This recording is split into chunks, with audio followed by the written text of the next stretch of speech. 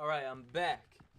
I'm back and better and fresher and cleaner and washed up and new clothes on.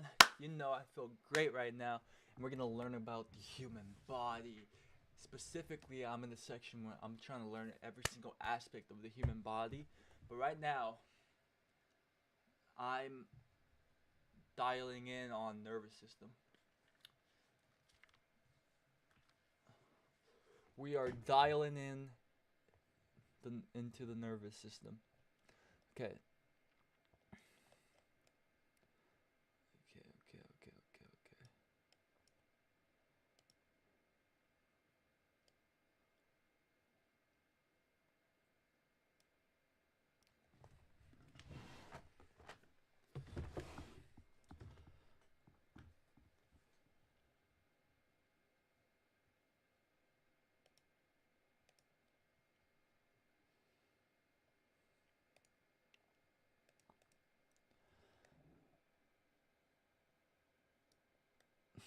Hey Grok.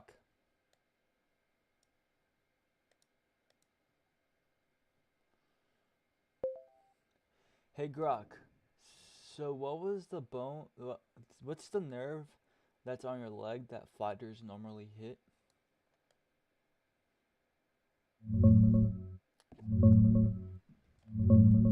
The fibular head.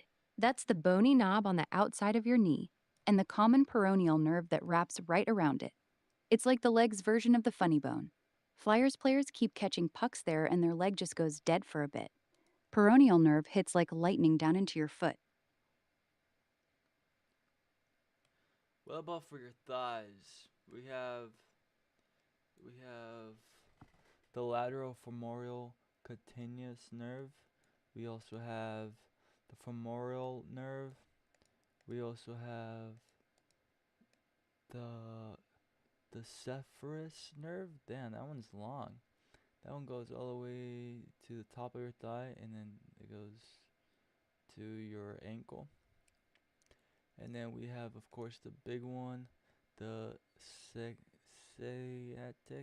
sciatic nerve. And which one am I missing?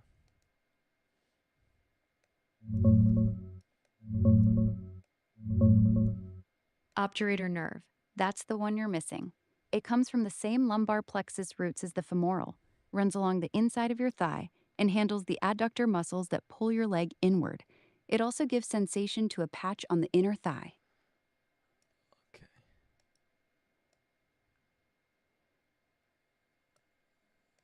And then we got the lateral femoral cutaneous nerve.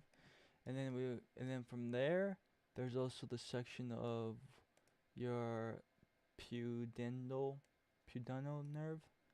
And there's two pudendal nerves that go down. So how far Yeah, out does the so it wraps around the male's balls and it goes down to your penis, but like how far down?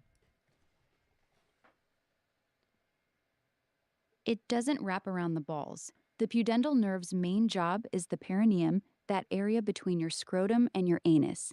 It gives sensation there and controls the muscles that help you hold urine and poop. It also sends branches into the penis for feeling, especially around the tip and the underside. It doesn't travel down the shaft itself. Those fibers mostly stop around the base and the skin of the perineum. Wait, so the the roots of the pudendal nerve go to the tip of your penis, or does it go like, or does it stay behind when it comes, like what? The pudendal nerve doesn't actually reach the tip of the penis. It mainly supplies the perineum and the skin at the base of the penis and around the scrotum. The very tip and glands get their sensation from a different nerve, the dorsal nerve of the penis, which is actually a terminal branch of the pudendal, but it splits off and runs along the top of the penis shaft to get there. So the main pudendal trunk stays more posterior, while its branches travel forward to cover the tip. So the pudendal nerve stops like close to the tip of your penis. Pretty much. It gets real close. The dorsal nerve of the penis, which branches off the pudendal, runs all the way up the top of the shaft and spreads out right into the glands and the tip. So the pudendal system does cover the head, just not through the main trunk itself. And then that pudendal nerve goes all the way, and I see some roots, probably where your anus is, and some roots. I see like 3 roots spreading kind of close to your anus, and then those roots go and attach themselves to the sciatic nerve. Damn, this sciatic nerve is super important. Yeah, those 3 roots you're seeing, S2, S3, S4, are where the pudendal nerve actually starts. They split off from the sacral plexus right near where the sciatic nerve is formed, but they don't attach to the sciatic. They branch off separately, then travel their own path through the pelvis to become the pudendal nerve. The sciatic takes a different route down the back of the leg. So the pudendal and sciatic share the same spinal roots, but they're 2 separate nerves after that. So if you literally break your sciatic, the top of your sciatic where it starts to bend, it's literally like so over for kind of your penis and your leg and foot. No, it's not that bad. The sciatic nerve and the pudendal nerve only share the same spinal roots. They split off early and take completely different paths. If you injure the sciatic nerve down in your butt or leg, the pudendal nerve stays untouched, so penis sensation and function are safe. The only way you'd lose both is if you damage the actual spinal roots themselves way up in the lower back, before they ever split into the 2 nerves.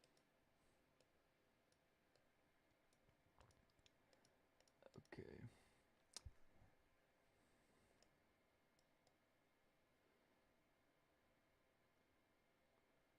You got the sacral plexus.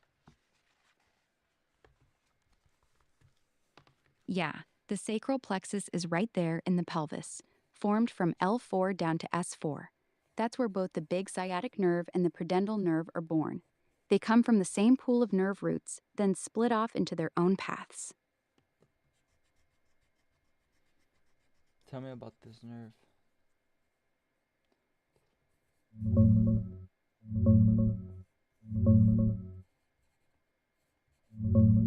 The sacral plexus is a nerve network in the pelvis, formed from the lower lumbar and sacral spinal roots, mainly L4 through S4. It sits on the back wall of the pelvis, right in front of the piriformis muscle, and gives rise to a bunch of important nerves. Its biggest branch is the sciatic nerve, which powers most of your leg and foot. The pudendal nerve, S2, S4, comes out of it too. That's the one handling sensation and muscle control in your perineum, anus, and genitals.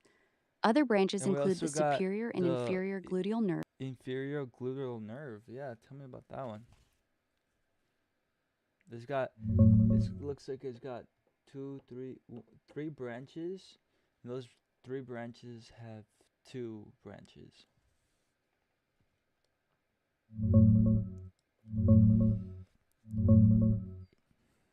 The inferior gluteal nerve comes from L5, S1, and S2 roots in the sacral plexus.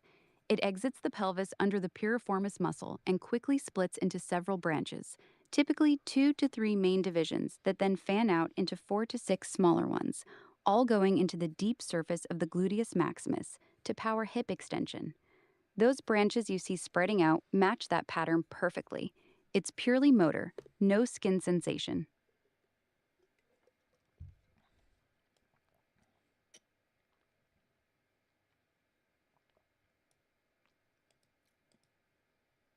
And we got the superior gluteal nerve and the inferior nerve.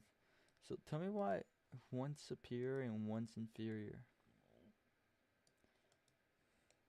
Superior gluteal nerve goes above the piriformis muscle, and the inferior gluteal nerve goes below it. That's literally where the names come from. Superior equals upper exit, inferior equals lower exit. The superior one powers your gluteus medius and minimus, the side butt muscles that keep your pelvis level when you walk. The inferior one, which we just talked about, only powers the gluteus maximus.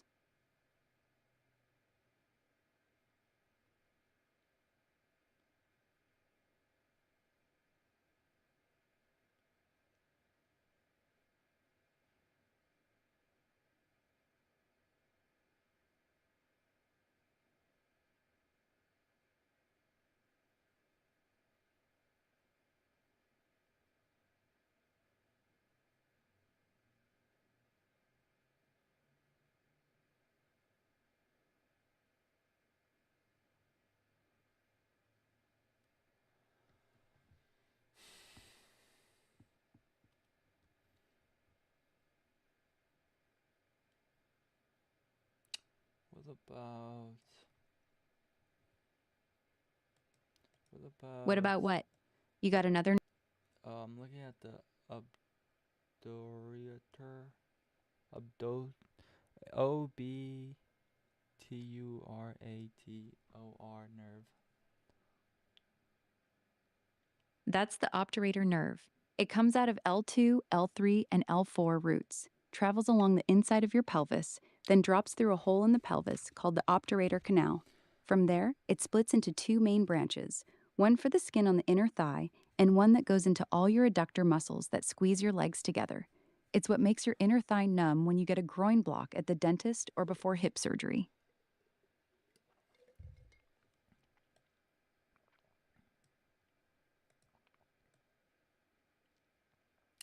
And we have a very big one that's femoral nerve. Yeah, the femoral nerve's a beast. It's the biggest branch from the lumbar plexus, L2, L3, L4 roots. It comes down, runs right under the inguinal ligament, and then fans out into your quadriceps to straighten your knee. It also gives you sensation over the front of your thigh and through the saphenous nerve, all the way down the inside of your lower leg to the ankle. Cut that one, and your knee basically gives out.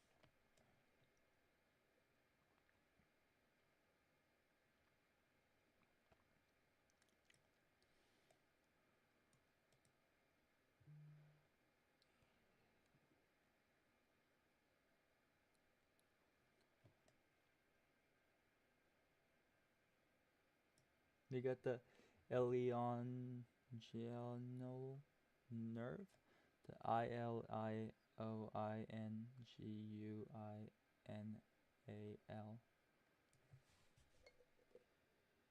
That's the ilioinguinal nerve. Comes from L1, right above the inguinal ligament. It runs along the lower belly, slips through the abdominal muscles, and then gives sensation to the skin at the base of your penis and the upper part of your scrotum. It also helps control a small muscle in the lower abs. Surgeons have to be real careful with it during hernia repairs because if they cut or trap it, guys end up with burning pain in the groin and scrotum that can be brutal.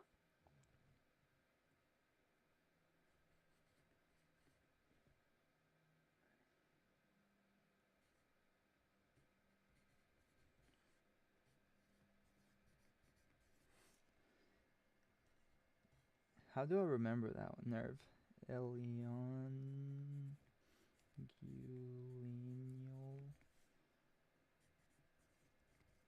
Just remember, I lie inguinal. It lies right in the inguinal area, the groin. Or think ilio for the iliac bone, inguinal because it runs right through the inguinal canal and ends up in the groin and scrotum. The name literally tells you where it goes.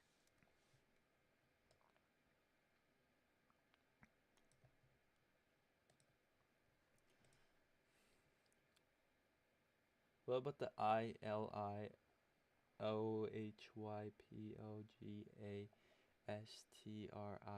nerve? That's the iliohypogastric nerve.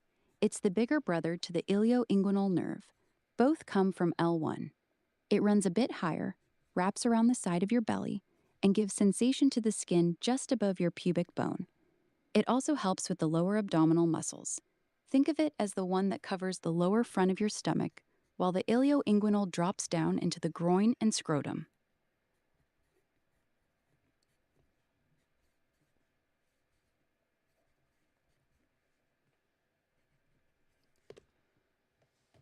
I like how those two like wrap around your body like some clamps. Yeah, they kind of hug your waistline.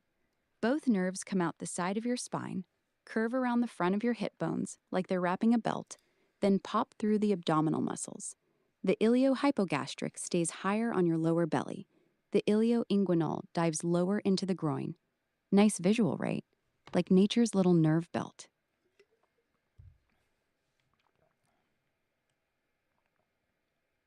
Is there a way I can pinch it if I push down on my stomach? No, you can't really pinch those nerves by pushing on your stomach. They're buried pretty deep. They run between layers of muscle and near the bone of your hip. Pressing on your belly won't reach them. You'd need something like surgery, a deep injury, or scar tissue to actually trap or irritate them. And then we got the lumbar plexus on each side. These look pretty interesting. It's like they're connected. It's like they got like grooves connecting it to the CAUDAEQUINA base.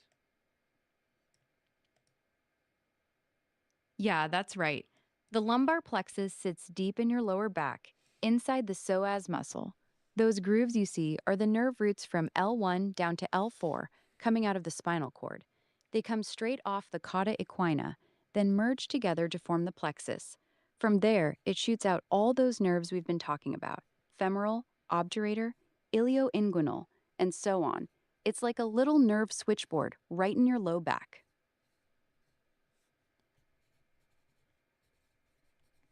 What does plexus mean? Plexus just means network. It's where a bunch of nerve roots come together, mix their fibers, and then split off into different nerves going to different places. Like a wiring junction box, signals get rerouted and combined before heading out to your muscles and skin. That's why one spinal root can affect multiple areas, and why these nerves are so complex. Why is it called lumbar? It's called lumbar because it sits in your lumbar spine, the lower back. The nerves come from the 5 lumbar vertebrae, L1 through L5. So the whole network gets named after the section of the spine it's built from. Simple as that. Lumbar plexus equals lower back nerve network. So this section is very important. This scleral plexus and cauda equina base. Yeah, you're right. That lower part is super important. The sacral plexus and cauda equina control basically everything below your waist: your legs, feet, bladder, bowels, and sexual function. Mess up the cauda equina, like with a bad disc herniation, and you can lose leg strength, sensation in your feet, and control over your bladder and genitals. That's why doctors treat cauda equina syndrome like a true emergency.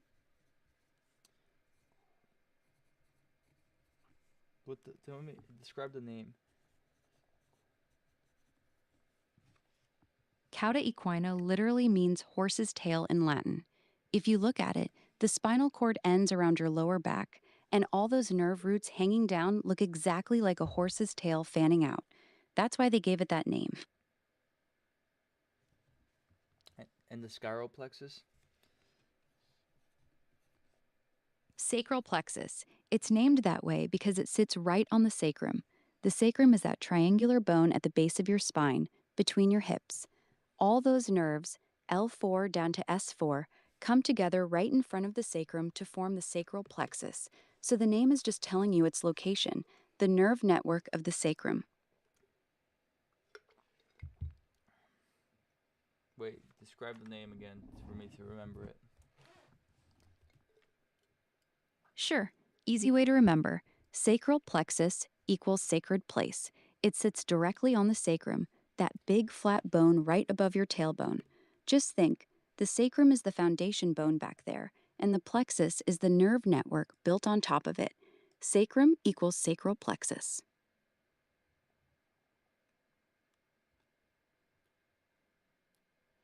And of course, the one that's connecting it all is spinal cord dura mater. Yeah, the dura mater is the tough outer bag that wraps the spinal cord in the cauda equina. It acts like a protective sleeve, keeping the nerves safe from the bones around them. Both the lumbar plexus and sacral plexus roots all start inside that dura before they break out and head to their destinations. Think of it as the heavy-duty casing that holds the whole system together.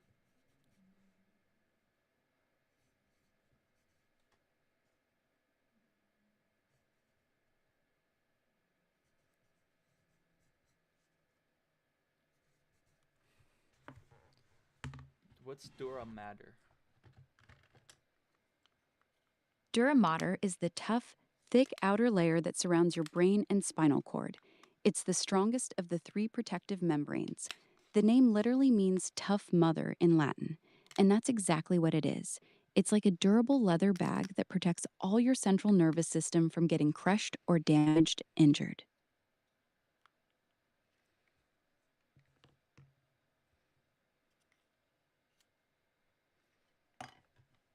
So how should I remember it?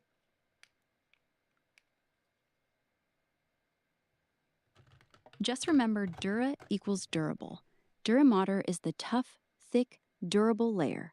It's the strongest protective covering around your spinal cord, the one that feels like leather. Durable mother is an easy way to lock it in your head. Durable marrow.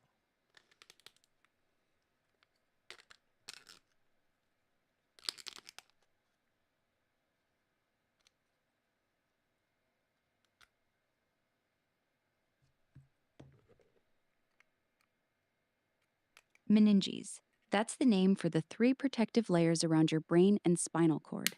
Dura mater is just the outermost, toughest one of those three.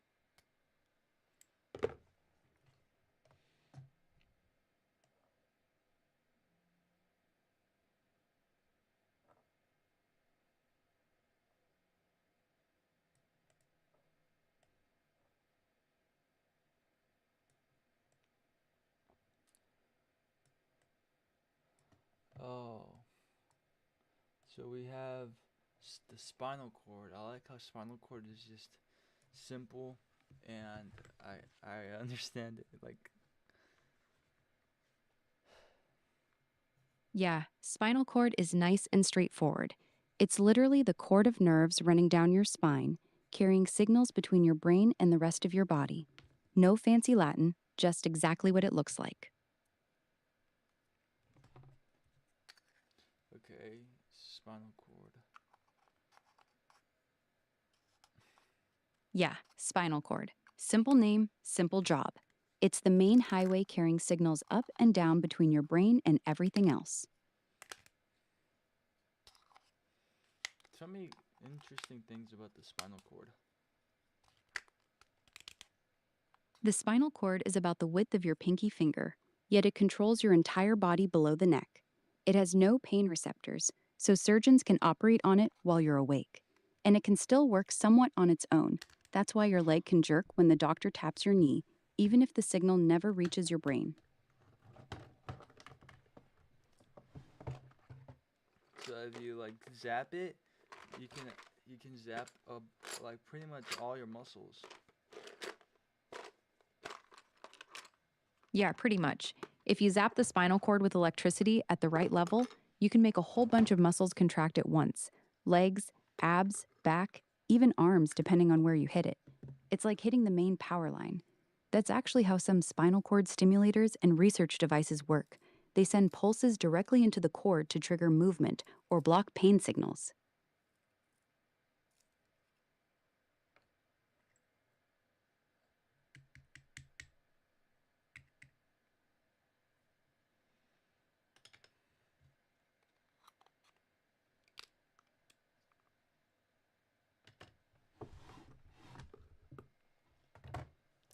And I like how it looks. It's just like a snake coming down. And it's pretty thick, huh? It's pinky width compared to the other, I guess nerves. Yeah, exactly. Compared to all the nerves we've been talking about, the spinal cord is way thicker. Those other nerves are like thin cables. The spinal cord is the main trunk line. It's short and fat at the top and tapers down like a snake's tail as it goes lower. That pinky width you're seeing is actually the thickest part of it.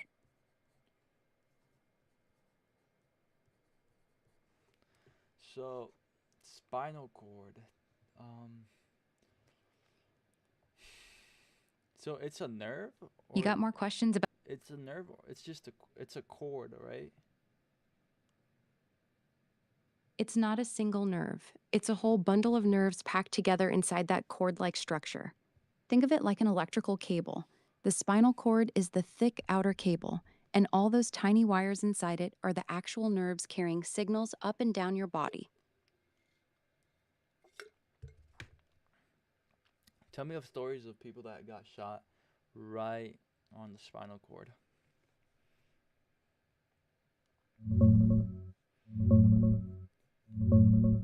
One of the most well known is Anne Marie Hochhalter from the Columbine shooting. She was 17, got shot in the back and chest, and was paralyzed from the waist down. She lived with it for 26 years, became an activist, and dealt with constant nerve pain until she passed away recently from complications related to that injury. Another is a 13-year-old girl named Julie. She and her friends were toilet papering a house as a prank, and the homeowner shot at them. She was hit in the back, paralyzed from the chest down at first, but through years of rehab, she got some function back and now walks with canes and a leg brace. A lot of these stories end up being about incredible resilience, but the outcomes vary a ton depending on exactly where the bullet hits the cord. So on the Columbine shooting girl, that activist got shot probably on the lower side of her spinal cord.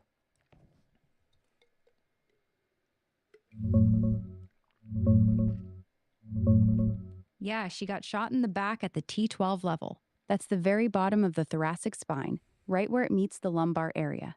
That spot controls everything from the waist down, which is why she was paralyzed from the waist down but kept full use of her arms and upper body. So when she had to pee, how was that like? Like, cause like if you shoot the spinal cord, a bunch of other cords get affected as well. Probably all.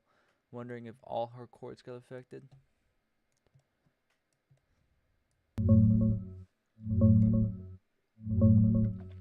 The bullet hit her spinal cord at about T12, the very bottom of the thoracic section. That level controls the legs, so she lost movement and feeling from the waist down. Her legs were completely paralyzed. The nerves for the penis, perineum, and genital sensation come out lower, from the sacral roots, S2, S3, S4. Since the injury was above those pathways got cut off too. She would have lost normal sensation down there and had issues with bladder, bowel, and sexual function. Not every single nerve in her body was affected. Her arms, chest, and upper body were fine, So but basically everything when below it's the. affected like that, you would have, yeah, of course you said bladder issues, but you, so does that mean you just pee out of nowhere, you can't hold it? Yeah, pretty much. When the spinal cord is cut at that level, you lose voluntary control over your bladder. Most people end up with what's called a spastic bladder. It fills up and then empties on its own without warning. You can't feel it coming, and you can't hold it. So you basically pee randomly without control. That's why a lot of people in that situation have to use a catheter several times a day to stay dry and prevent infections. So there's this nerve that's pretty interesting. At the bottom of it, it has like balls. I'm wondering what these balls are for. And of course the roots coming down, and it splits three ways. One with branches go two where branches go like roots, but then there's one that goes down and it has like balls. Just tell me those balls. And then this one's gotta be important because this nerve travels all the way to your brain. It looks like it travels all the way to your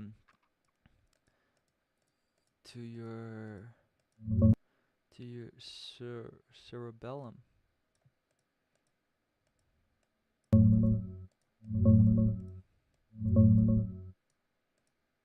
Those balls you're seeing are the dorsal root ganglia. They're little swellings on the sensory roots where all the cell bodies of the sensory nerves live. Basically, the control center for feeling from your skin and muscles. They look like little bulbs or balls hanging off each side of the spinal nerves. The main cord itself doesn't go to your cerebellum. The spinocerebellar tracts inside the cord carry position and movement info up to the cerebellum, but the cord stops way before that.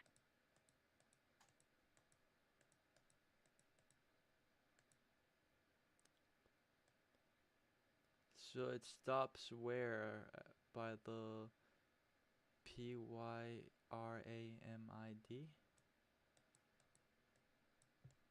No, the spinal cord actually stops much lower than No, that. I'm talking It about ends around the L1, L2. I'm talking about the vagus nervs.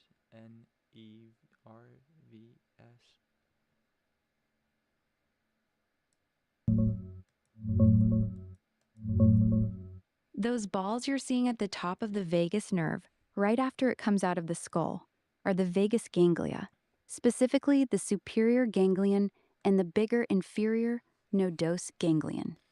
They're swellings where the cell bodies for the sensory fibers sit. The superior one is smaller and rounder. The inferior one is larger and more elongated. That's where a lot of the feeling signals from our throat, heart, lungs, and gut first stop before heading up to the brain. So why is it called the vagus nerve? And explain those balls again. The name vagus comes from the Latin word for wandering, because this nerve wanders all over your body. It starts at the base of your brain, goes down through your neck, chest, and all the way into your abdomen. It's the longest nerve in your body and touches your heart, lungs, stomach, and intestines. Those balls you see are the vagus ganglia, two small swellings right at the top of the nerve, just after it exits the skull. They're basically relay stations where the sensory nerve cell bodies live, collecting information from your organs before sending it up to your brain. Oh, so this one pretty much has censoring my organs. Yep, exactly. The vagus nerve is your body's main sensory collector for the organs. About 80 to 90% of its fibers are actually sensory. It's constantly listening to your heart, lungs, stomach, and gut, then sending that information up to your brain. It tells your brain things like your stomach is full, your heart rate is too high, or there's inflammation in your gut. So it's basically your organ's main messenger to the brain.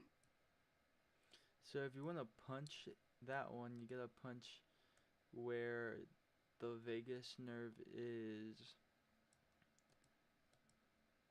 So Yeah, if you if you want to punch, hit the vagus nerve, so yeah, if you hit the vagus nerve, where do you hit? usually mean hitting the carotid sinus area, right here on the side of your neck, about halfway between your jaw and your collarbone. A hard strike or strong pressure there can overstimulate the vagus nerve, drop your heart rate and blood pressure fast, and make someone dizzy or even knock them out. It's the same spot they check during a carotid massage in the ER. No, I mean like where your chest area is, where where your rib cage is. Where would you actually hit? Like under, like where your chest, the bottom of your no, the bottom of your chest is too high. Probably right where the rib cage forms. Yeah, you're on the right track. The vagus nerve runs right down the middle of your chest, along the esophagus.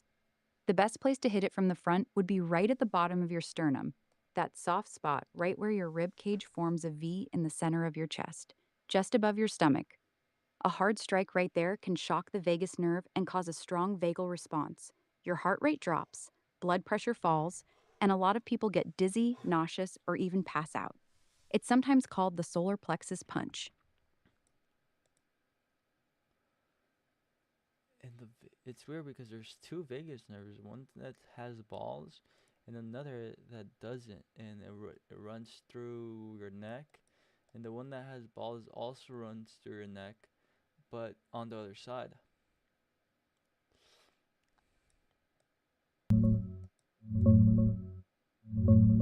Both sides actually have those balls. They're called the superior and inferior ganglia of the vagus nerve. You have one set on the left vagus and one set on the right vagus, both located in the upper neck just after the nerve exits the skull. They're a little more obvious on one side in some diagrams because of how the nerve is drawn or angled. The bigger one, inferior ganglion, also called the nodose ganglion, is the main ball where most of the sensory fibers from your organs sit. So, So both so the nerves have balls them. are They're what just again? balls are called ganglia. They're basically little knots where the cell bodies of the sensory nerves live. For the vagus nerve, they're called the superior ganglion and inferior nodose ganglion. They act like relay stations. They collect all the feeling and information coming from your organs before sending those signals up to your brain. So the balls equals ganglia. That's where the sensory nerve cells hang out.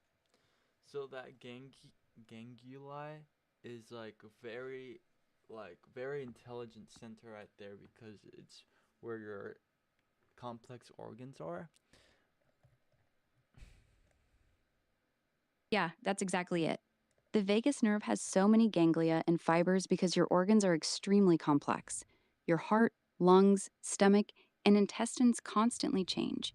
They're not simple like a muscle. The vagus has to monitor blood pressure, oxygen levels, how full your stomach is, acid levels, inflammation, and more. That's a lot of detailed information that needs its own dedicated sensors and cell bodies. So, those ganglia are basically little information hubs built to handle all that complex organ data. I gotta be right back. I gotta go pee. Time. I'll be here when you get back.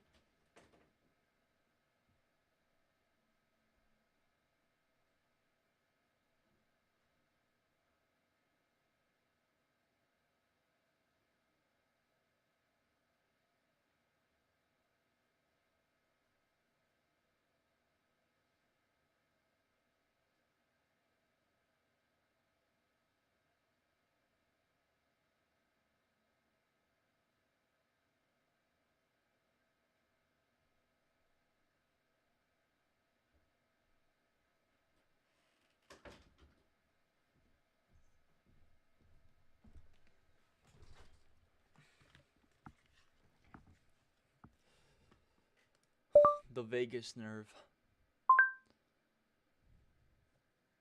The vagus nerve is the 10th cranial nerve and the longest one in your body. It wanders from your brainstem all the way down through your neck, chest, and into your abdomen, touching your heart, lungs, and most of your digestive system. About 80% of it is sent.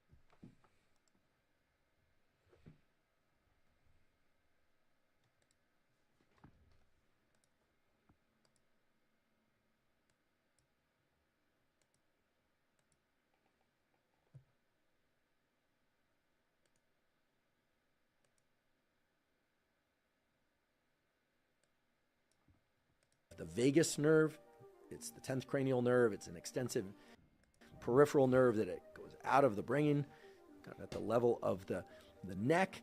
It's one of the cranial nerves that extends to essentially all the organs of the body, the heart, the lungs, etc. But it's a two-way street. It's a superhighway of nerves out of the brain and into the body, and it's a superhighway of nerves back from the bodily organs to the brain. And it's involved in regulating a lot of so-called autonomic functions, so how fast our heart rate is, how fast our breathing is, rates of digestion, and all of that weaves together to create those things that we call affect, our internal states. Some of you have perhaps heard of the vagus nerve. It's the 10th cranial nerve. It's an extensive peripheral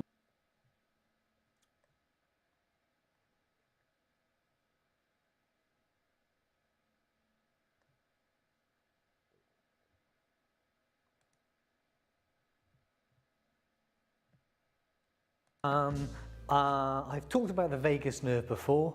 There's a lot to talk about with the vagus nerve because it does so much stuff. Today, I want to do a visual thing. I want to start at the brainstem and follow the vagus nerve down the neck, into the thorax, through the thorax, and into the abdomen.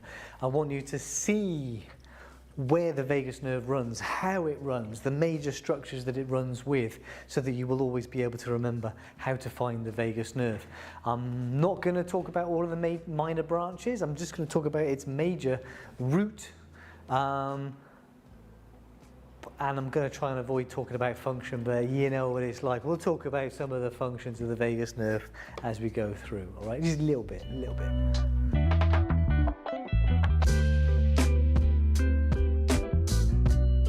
Half of the vagus nerve, we're going to have to start with the brain, because it is one of the cranial nerves. Why is the vagus nerve so interesting? Well, right, the vagus nerve carries parasympathetic and motor fibers from the brainstem down into the neck, chest and abdomen, and the parasympathetic nervous system is the rest and digest side of the autonomic nervous system. You know, slows your heart rate, kicks off digestion, that sort of thing. Kind of works against the sympathetic digestion of the autonomic nervous system. You know, slows your heart rate, kicks off digestion, that sort of thing. Kind of works against the sympathetic division of the nervous system in many cases, the sympathetic side being your fight or flight, your adrenaline response. So the vagus nerve is responsible for innervating these major organs, right? That's why its root is so interesting. It's also carrying some visceral afferents, that is, sensory fibers from the organs back to the brain, because the brain is also monitoring what's going on down here and responding to that, right? So, Brian, cerebrum, brainstem, pons, medulla, and I quite like this model because the cranial nerves are clearly labelled, which means I'll never use this in an exam. But we can see in the medulla oblongata, cranial nerve 10, the vagus nerve, leaves the medulla oblongata just posterior to the olive here. So by cranial nerve, we mean peripheral nerves that come out of the brainstem. Spinal nerves are nerves that come out of the spinal cord. They're all peripheral nerves. So this is a peripheral nerve that comes out of the brainstem, and then it's going to leave the cranial cavity pretty immediately. Right, skull. Skull. Take off the skull cap. And I have chosen a painted skull. So inside here, the dural venous sinuses have been painted blue, and the arteries have been painted red. And I'll show you the reason why I've done that. So there's anterior. I'm going to turn this around. We're looking at the back of the head now, the occipital region. Tilt that up. The big hole here is foramen magnum, and right next to it there is the jugular foramen. You can see the blue paint going to that. The vagus nerve leaves the cranial cavity by passing out through the jugular foramen. It's called the jugular foramen because the internal jugular vein also starts here. These dural venous sinuses, these sinuses collecting blood from inside the cranial cavity, from the brain, leave through that hole, and at the other side of the skull then we see the internal jugular vein, and that descends through the neck. Oh look, the vagus nerve is right next to it. The other thing we've got here is there's another hole, and that hole is the canal for the internal carotid artery. And that is right next to the jugular foramen, the internal jugular vein. So the internal carotid artery and the internal jugular vein and the vagus nerve all enter and leave the skull very near to each other. So what we see in the neck is we see a connective tissue tube forming attached to the base of the skull, which then descends through the neck, surrounding those blood vessels. Now the internal carotid artery is a branch of the common carotid artery. So in the neck, I'll see the carotid sheath, that's that fascial tube. And if I open that up, in there I will find the common carotid artery, nice big blood vessel, the internal jugular vein, nice big blood vessel, and I'll find the vagus nerve descending down here. Another model. Here we go. The red structures here are the arteries. So down here we've got the common carotid artery, and this branch in here is the internal carotid artery to supply blood to the brain. And that yellow structure we can see running with it, I can confidently identify as the vagus nerve because I know that's where the vagus nerve runs. We just don't have the internal jugular vein on here, but I do have another model that does. We are swapping to the left side now because the right side is still covered by muscle, just so you're aware of how deep we are. And look, internal jugular vein, common carotid artery, and it's not on this model, but in there would be the vagus nerve. It's, the vagus nerve is a significant nerve, but it is a lot smaller than the blood vessels here. It's running down the neck. Now I know that the vagus nerve is going to have a role in innervating the muscles of the palate, in innervating the muscles of the pharynx, which is involved in swallowing. It's also going to innervate the whole of the larynx. It's going to have a couple of different branches, but it's going to be sensory from inside the larynx, it's going to be motor to all the muscles of the larynx. So as it's descending, it's giving off branches that do things, but it keeps on going down into the chest. And I can't show you exactly where it goes, but I find it posterior to the veins here and anterior to the artery. I have another model. Runs into the thorax. So we're still in the neck here. This is the laryngeal prominence, the thyroid cartilage. So this is the larynx here. And I've got a bunch of nerves. That's the brachial plexus going to the upper limb. But see this nerve here that's running with the artery? The veins are here, they've been cut. So that nerve there, that's the left vagus nerve. And then on the right, this nerve here running with the blood vessels, this is the common carotid artery here. That's the right vagus nerve. So this nerve here and this nerve here, which are a little more lateral. But it helps if you can see where they go and you can be confident in what they are. But these are going to be the phrenic nerves. I know they're going to kind of have C3, 4, 5 spinal nerves there, anterior scaling muscle. They're going to run down to the diaphragm through the pericardium. But we're not talking about the phrenic nerves there, we're talking about the vagus nerve. But those are the two nerves that, you know, those are the two major nerves here. So those are the two options you have to pick between when you see a nerve running down here. But remember that the vagus nerve is running with the blood vessel, with the common carotid artery. So, right, I'm going to take the lungs out. So that left vagus nerve, well, we have the arch of the aorta. So the aorta comes out of the heart, passes to the left, arches posteriorly, and that's the vagus nerve now. So the next rule you have to remember is that the vagus nerve is going through the superior thoracic aperture to enter the thorax, and it wants to get to the diaphragm. And the way it's going to get through the diaphragm is by following the esophagus. So once the vagus nerve enters the thorax, it's going to try and get to the esophagus pretty much as quickly as it can. So on the left side, it's going to run around the aortic arch. Oh, we can see, can we?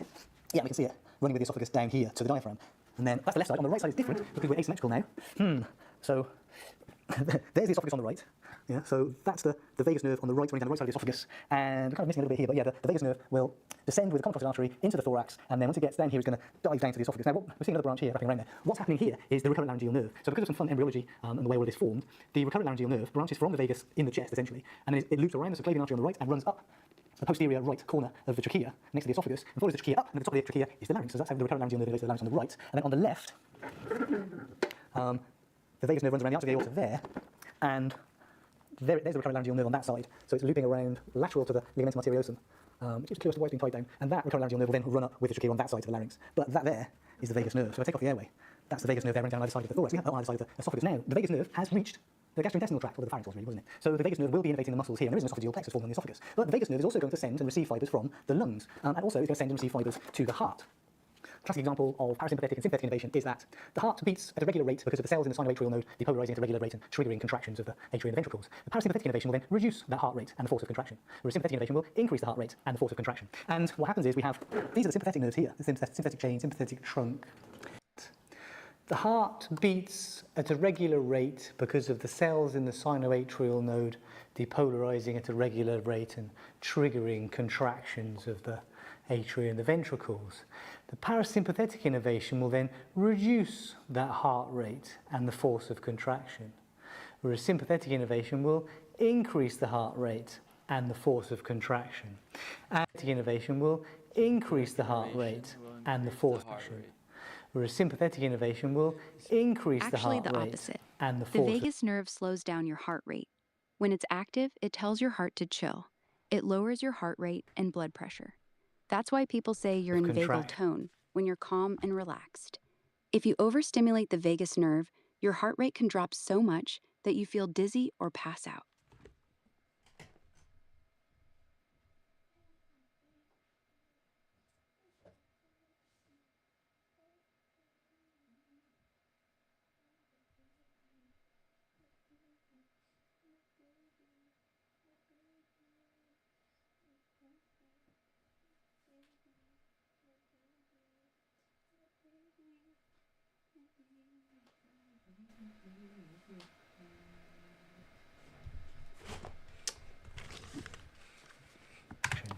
And what happens is we have, these are the sympathetic nerves here, the sympathetic chain, sympathetic trunk.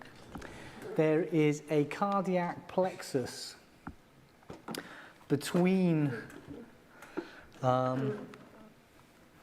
the aorta and the trachea, essentially. And that plexus, a plexus is, I always describe it as, cable tidying, organizing your wiring. So these are sympathetic fibers and parasympathetic fibers coming together and then running to the heart. So there's a cardiac plexus which the vagus nerve contributes to and will innervate the heart. And then that is kind of continuous with the pulmonary plexus, which we find around the hilum, the root of each lung.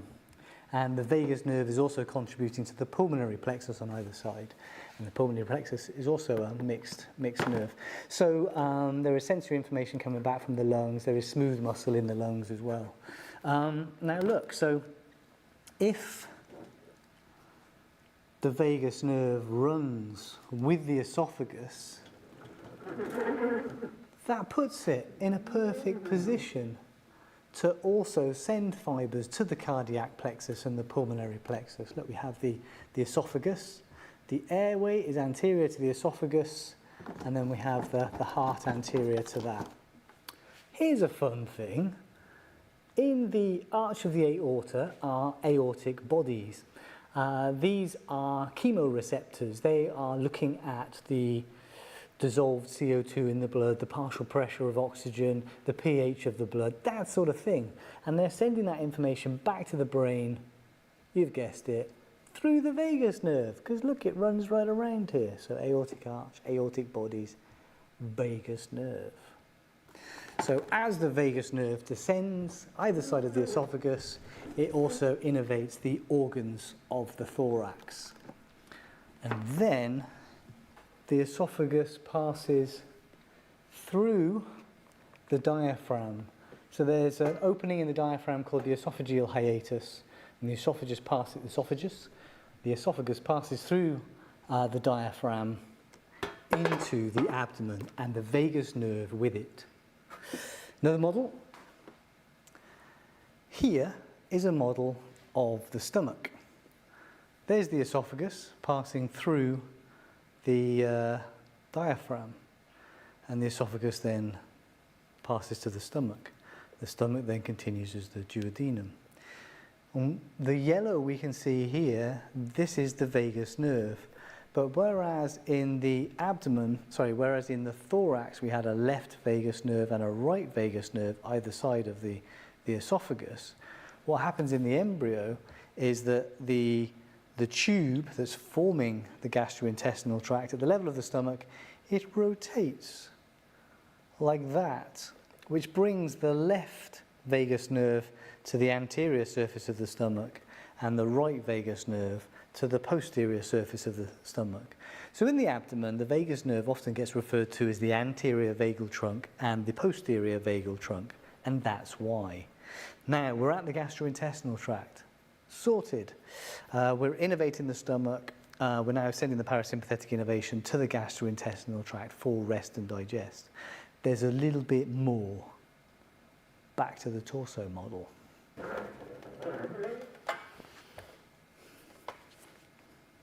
Let's take the liver out. Here's the stomach. Take the stomach out. Right. Let's take the liver out. Here's the stomach. Take the stomach out. I'll take out the organs of the abdomen, and now we can see the aorta. Now, what we would see if we were looking at a cadaver and we looked carefully is we'd see another plexus. This is the celiac trunk, an artery, the first anterior branch from the aorta, and this is the superior mesenteric artery. And we'd see another plexus, the celiac plexus, and that would be continuous with the mesenteric plexus. And again, those plexuses are mixed, sympathetic and parasympathetic fibers and visceral afferents running through as well. So that posterior vagal trunk contributes to the celiac plexus and the superior mesenteric plexus. Does the anterior vagal trunk get involved as well? Maybe, who knows? But that's the typical description. And then the arteries go off and supply blood to the structures of the foregut and the midgut. That is, they supply blood to the small intestine and then the large intestine as far as the transverse colon, about this far away along. And the parasympathetic fibers from the vagus nerve follow the same routes as the blood vessels. So the textbook description is that the vagus will innervate the gastrointestinal tract as far as about 2/3 of the way along the transverse colon. And then there are pelvic nerves that send parasympathetic fibers from the pelvis, and they will supply the descending colon, the remainder of the colon. But certainly now we have lost sight of the vagus nerve. It's off innervating the gastrointestinal tract. How far does it go? We may yet find out more things. That's the nature of science, right? But there you go. Hopefully that was useful. That was a visual run through of the root of the vagus nerve. So hopefully... Thank you.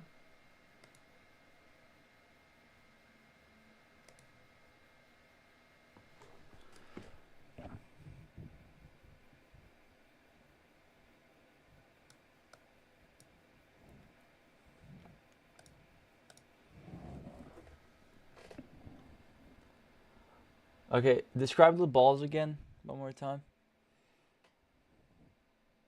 Those balls are called ganglia. They're swollen areas on the vagus nerve that contain the cell bodies of the sensory neurons. The bigger one is called the nodose ganglion, or inferior ganglion. That's where the nerve cells that listen to your heart, lungs, and gut live. They collect all the information from your organs before sending it up to the brain.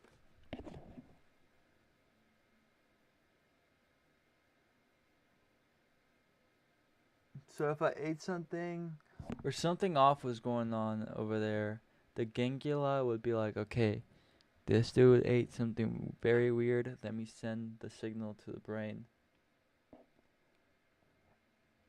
Yeah, exactly. When you eat something bad, those ganglia pick up signals from your stomach and intestines, like too much acid, inflammation, or toxins. They immediately send that info up to your brain, which then triggers things like nausea, the urge to vomit, or that something feels wrong feeling. That's why you sometimes feel sick to your stomach before you even throw up.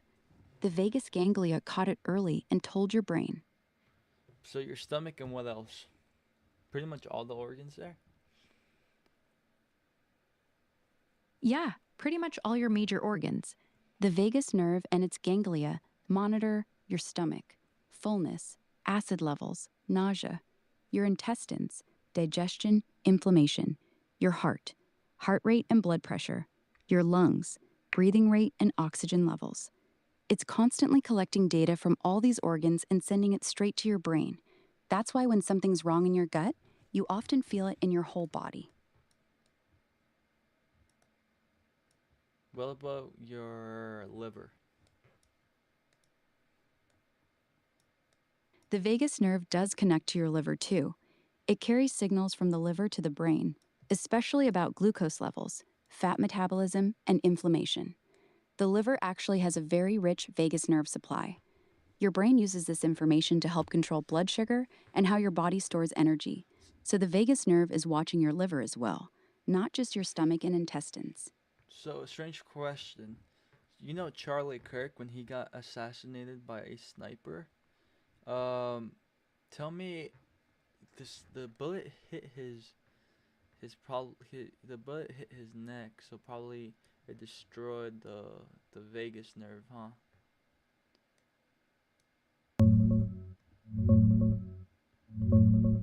Probably yes.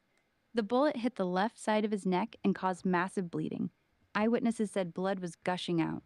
That location is exactly where the left vagus nerve runs, along with the carotid artery and jugular vein. A high-powered rifle round to that spot would very likely destroy or severely damage the vagus nerve on that side, along with the major blood vessels. The massive blood loss and immediate collapse were probably from hitting the carotid artery, but the vagus was almost certainly taken out too. So what would that feeling be? Describe the feeling of just completely that side of the vagus nerve being destroyed.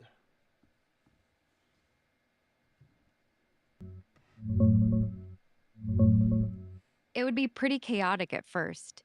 If one side of the vagus nerve gets completely destroyed in the neck, the most immediate and noticeable things would be your voice would go hoarse or weak right away because the vagus controls one of your vocal cords. That side of the voice box would be paralyzed.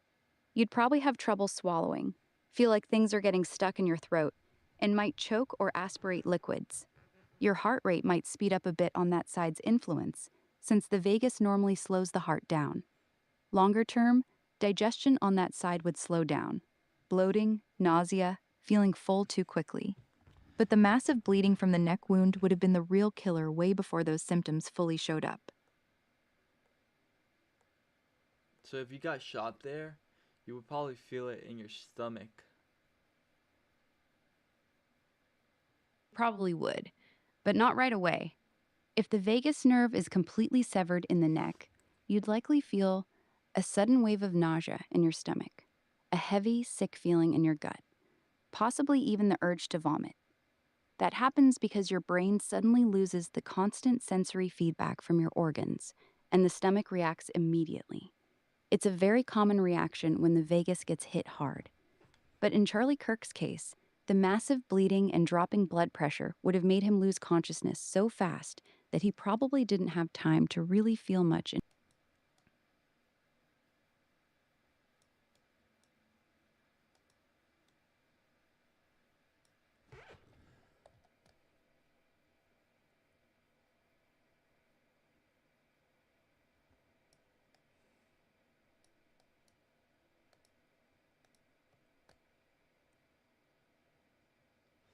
It reminds me of the city in Nevada, Vegas. Why does Vegas get its name? Like, what does Vegas mean?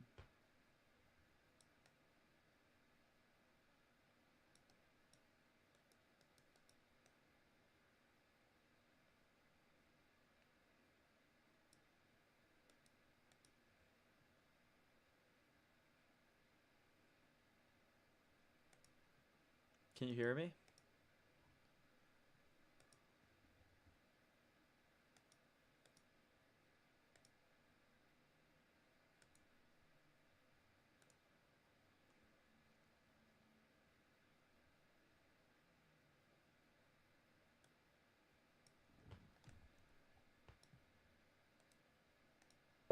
Yo, why does the vagus nerve gets it? Where does it get its name?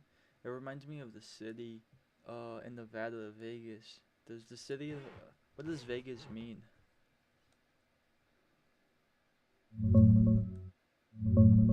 The vagus nerve gets its name from the Latin word vagus, which means wandering, because it snakes all the way from your brainstem down through your neck, chest, and into your gut. Las Vegas, on the other hand, comes from Spanish. Las Vegas literally means the meadows, named for the grassy wetlands around the springs back in the day. They sound similar, but no real connection, just a fun coincidence with the pronunciation. What about the phrenic nerve?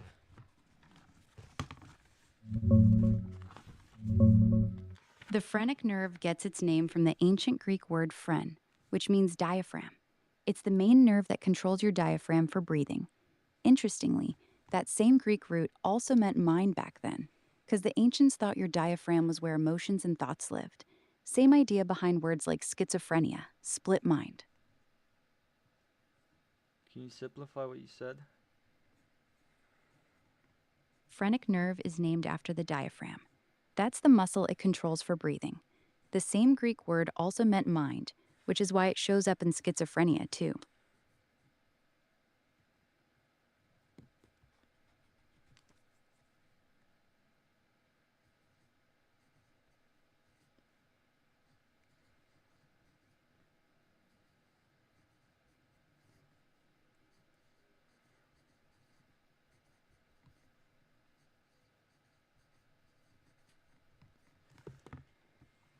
Okay, so that phrenic nerve, this talk about that one as well. So it travels to your neck as well, and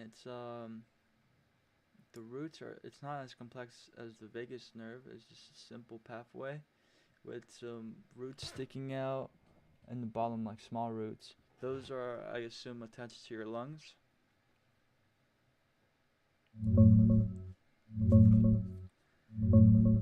Yeah, it starts in your neck from spinal roots C3, C4, and C5. The saying is C3, 4, and 5 keep the diaphragm alive. It runs down through your chest, right past your heart and lungs, but it doesn't attach to your lungs. Those small branches at the bottom go straight to your diaphragm. That's the main muscle it controls for breathing. It also gives some feeling to the lining around your lungs and heart, but its main job is the diaphragm.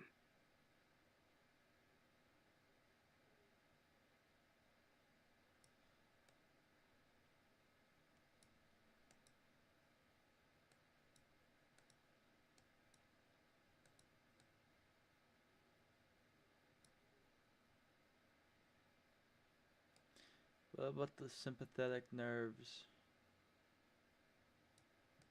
The two on each Sympathetic side. nerves are part of your It looks like it's attached to the spinal cord, especially it looks like it's attached to your spinal cord, especially the like they're attached a lot on the spinal cord. Like, it's gotta be the ones for your rib cage, huh? Yeah, you're looking at the sympathetic chain, two long nerve trunks, one on each side of your spine. They run right next to the spinal cord from your neck all the way down to your lower back, with connections at almost every rib level. Those little branches you see are where they hook into the spinal nerves for your chest and rib cage area. That's why they look so attached along the spine.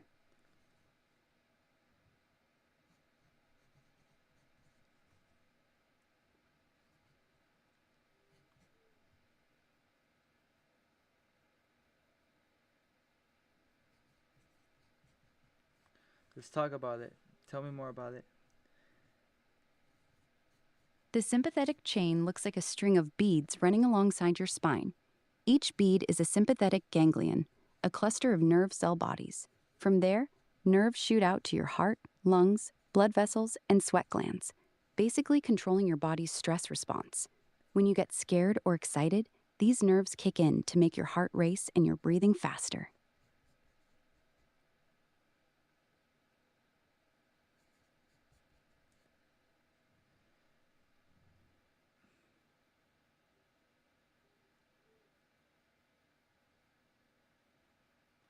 Why is it so connected to each rib line?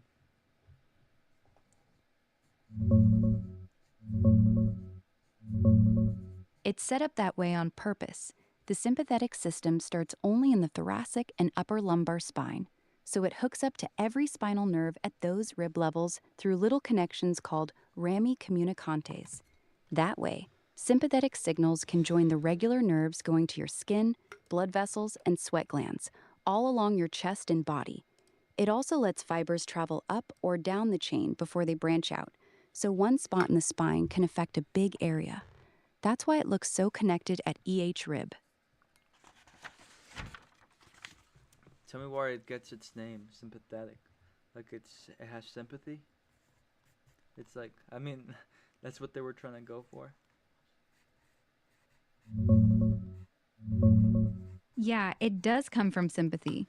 Back in ancient times, doctors like Galen thought these nerves connected all your organs so they could work together, in sympathy with each other, like sharing feelings or acting in concert. The name stuck, even though today we know it's really about your fight or flight response. Today it's about your fight and flight because it does what? Fight or flight because it gets your body ready for quick action. When it kicks in, your heart beats faster, your airways open wider, your blood pressure goes up, and energy gets sent to your muscles. Everything you need to either fight or run away. So let's say I got scared yesterday because I saw a snake. So my sympathetic nerve, those that are connected on each rib line, pretty much stimulate my organs for them to start, like, adrenaline will, for me to like be more like alert and athletic or whatnot. Exactly. When you saw the snake, those sympathetic nerves along your spine fired signals to your adrenal glands, heart, lungs, and blood vessels. That triggered a big rush of adrenaline, made your heart race, opened your airways, and sharpened your senses so you could react fast. That's the fight or flight response in action.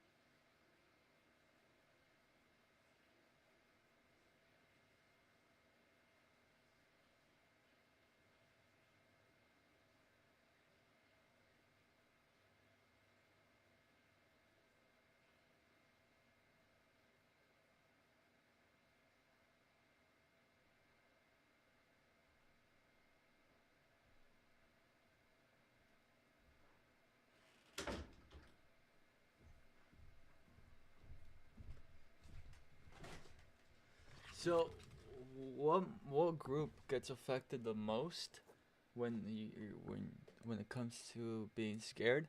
And which organ makes you like more strong? Or like which one gives you the most benefit to deal with what you have to deal with? Your heart gets hit the hardest and gives you the biggest boost. When you're scared, the sympathetic nerves jack up your heart rate and pump way more blood with each beat. That sudden rush of blood and oxygen to your muscles is what makes you feel stronger and faster right away. That's why you can sometimes lift or run harder than normal when you're terrified. Your adrenal glands pump out adrenaline, but it's your heart that actually delivers that power where you need it most.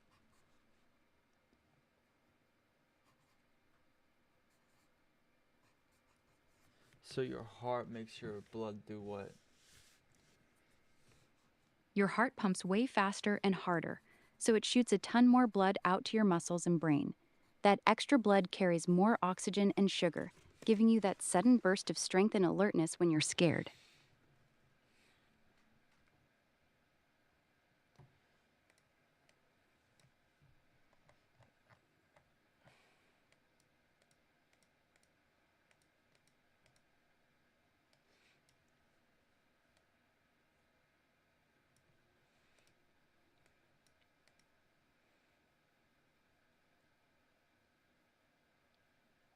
What about the Intercostal?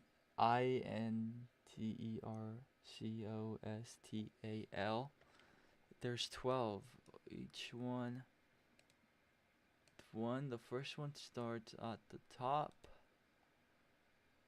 Oh, does this? Yeah, all the way at the top. The first one's kind of small compared to the others, but the first one wraps around very a lot on the top, and that's nerve 01 all the way down to nerve 12.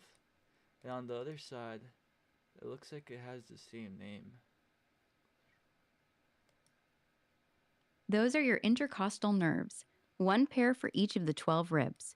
They come straight out of your spinal cord, then wrap around your rib cage, running right under each rib. The top one is smaller because the first rib is smaller and higher up. Plus, it helps control muscles around your neck and shoulder too. The lower ones get bigger because they cover more of your chest and belly area. They handle feeling and movement for the muscles between your ribs, plus the skin over your chest and sides. So if I want to touch each one, how do I do it? You can't really touch them. They're tucked deep under each rib, running along the bottom edge. Even surgeons have to go between the ribs carefully to reach them. The closest you can get is pressing on the skin between your ribs. That's where you feel pain if you crack a rib, because those intercostal nerves get irritated. So it's like intercostal nerve. It's like connected to my rib bones. Yeah, exactly. Each intercostal nerve runs right along the bottom edge of its rib, tucked into a groove in the bone. So it's literally hugging the rib as it wraps around your chest. That's why a cracked or bruised rib hurts so bad. The nerve is right there getting irritated with every breathing. Tell me where it gets its name. Intercostal nerves get their name from Latin. Inter means between, and costal comes from costa, which means rib. So they literally mean between the ribs nerves. They run in the spaces between each rib, which is exactly why they're called that. So in between. So what the name? Yeah, What does it? What does it translate? intercostal translates to between the ribs. Inter means between, and costal comes from the Latin word for rib. So the full name just means the nerves that run between your ribs.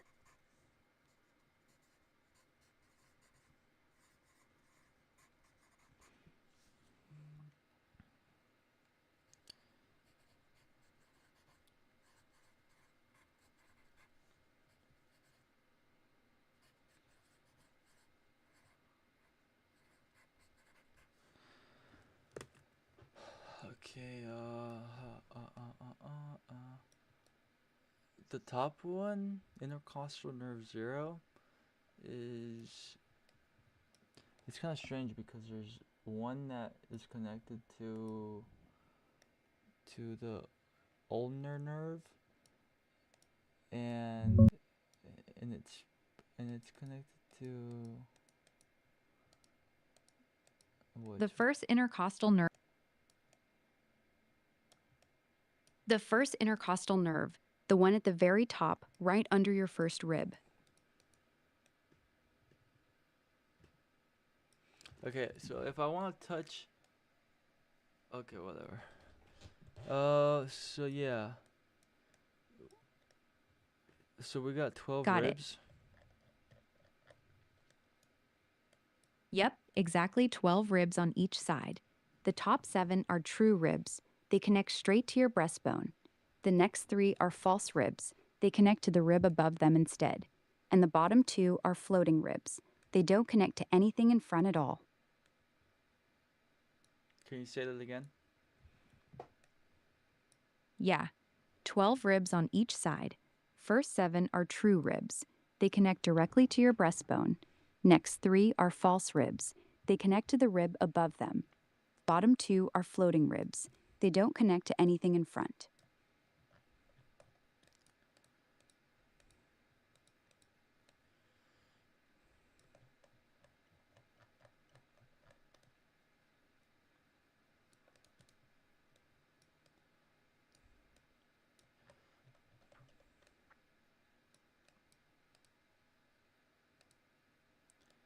And we have the ulnar nerve.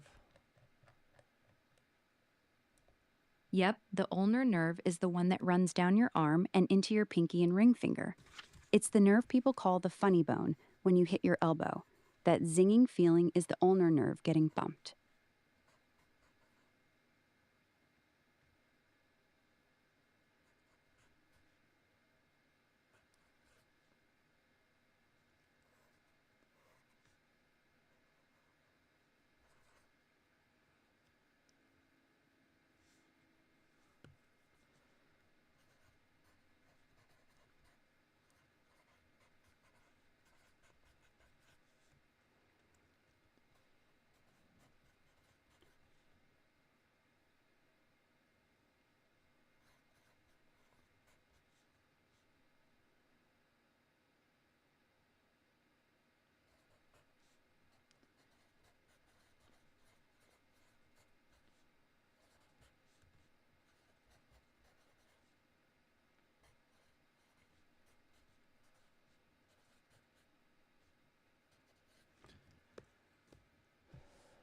The ulnar nerve.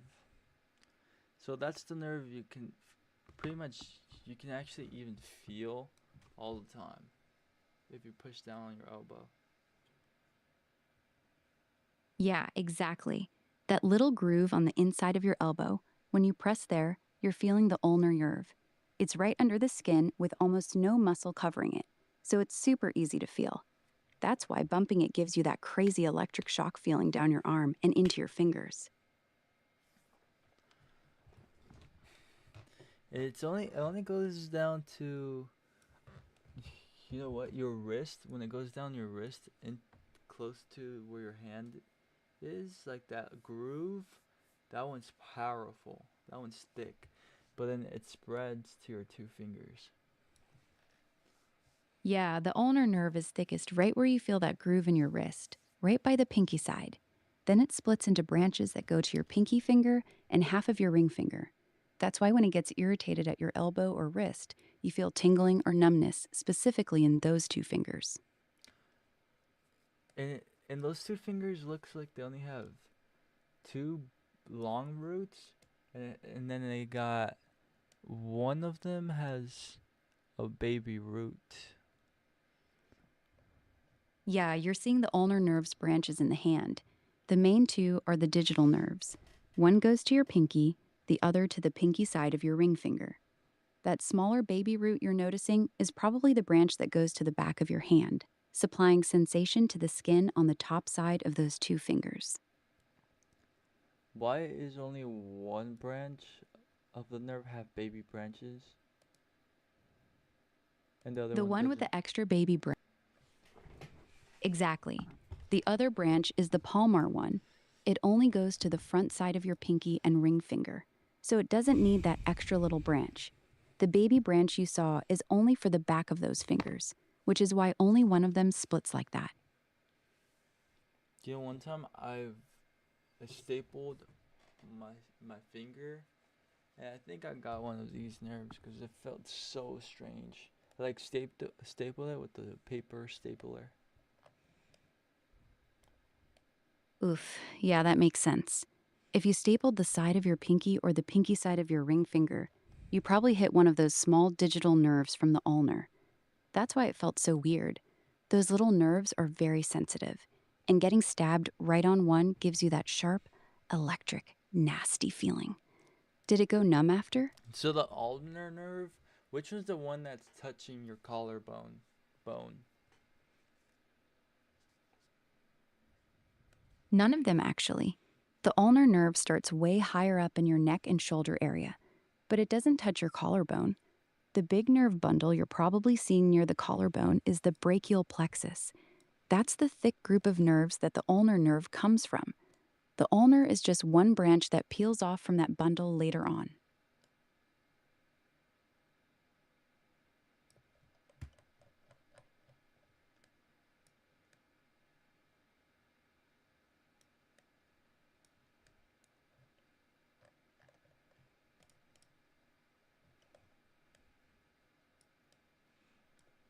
And I like how one nerve does two fingers. It does one nerve goes through two fingers. The dorsal digital branches radial nerve. Tell me about that one. That one you're talking about is the radial nerve. Specifically, its dorsal digital branches. The radial nerve handles the backside of your hand. Those small dorsal digital branches supply sensation to the top of your thumb, index finger, middle finger, and half of your ring finger. So while the ulnar nerve does the pinky and half the ring finger, the radial nerve covers most of the back of your hand.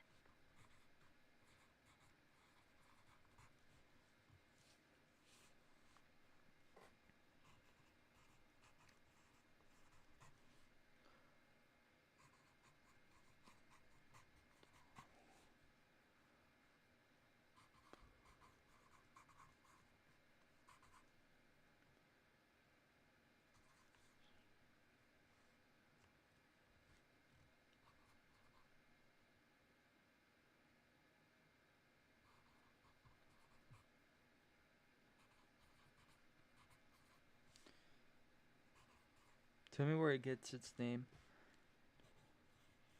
Radial nerve gets its name from the radius bone. It runs down the forearm, right along the radius, the thumb side bone, so they named it after that bone. Radial just means related to the radius.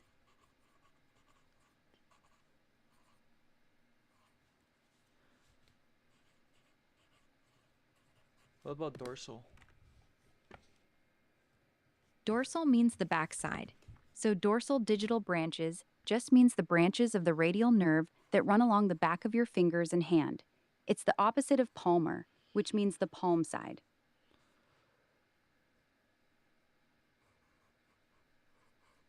And digital? Digital comes from the Latin word digitus, which means finger. So digital nerves just means the nerves that go to your fingers. That's why you hear it for both the ulnar and radial nerves. They're the ones supplying sensation to your fingers.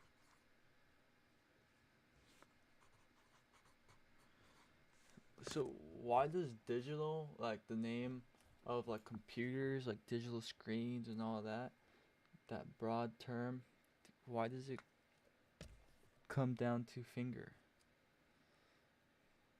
Yeah, it's the same root word. Digital comes from digitus, finger, because the earliest way people counted was with their fingers. That's why numbers and counting became digits, and later, anything using numbers or binary code got called digital. So your fingers literally gave us the word for digital technology. Wild, right? Dorsal digital branches radial nerve. It looks like it stops right on right on the superficial The dorsal branch radial nerve. That's the one you're seeing.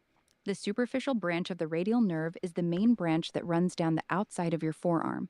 It's the one that splits into those small dorsal digital branches you were looking at.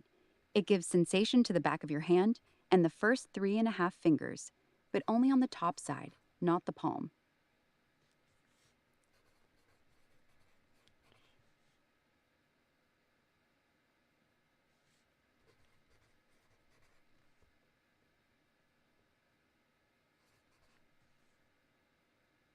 What does radial mean again?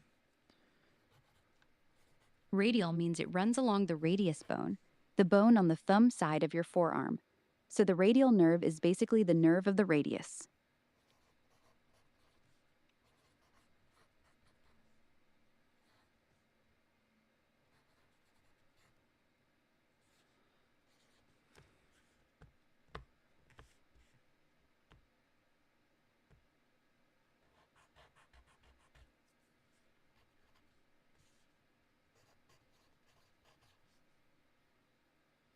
Why is it called superficial branch radial nerve? Superficial because it's Superficial means it's close to the surface.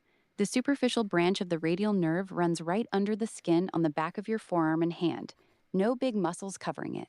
That's why it's called superficial, and also why it's so easy to bump or injure near your wrist. and it's only dedicated to the thumb. It's pretty interesting how it only dedicates to the thumb. No wonder the thumb's so important. And look at that. It goes, and then it goes and it has branches on the thumb, has little baby branches, and then those only on one side though. And then it goes up and it splits right about where your finger at the end of You're your actually finger. looking at Superficial branch radial nerve. those little And then it splits the super into so it splits two times, like one time where your finger ends, and then it splits again where your the top of your wrist, where your arm is. It splits there, and then there's baby splits, a baby split there. What do you call the name when it splits like that? Those splits you're seeing are called branches. When a nerve splits into two main parts, we just call it branching. The tiny ones you see after that are called terminal branches. They're the final small branches that go to the skin. So the superficial radial nerve branches once near your wrist, then branches again into those smaller baby ones to cover the back of your thumb and fingers. Why is it called terminal? Like, what's so terminal about it? Terminal just means at the end. These are called terminal branches because they're the final branches of the nerve, the last stop before it reaches the skin or muscle. After that, it doesn't split anymore, it just ends. Terminal equals the end of the line.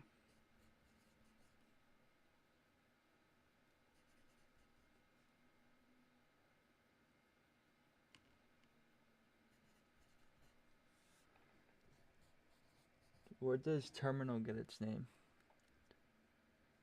Terminal comes from the Latin word terminus, which means end or boundary.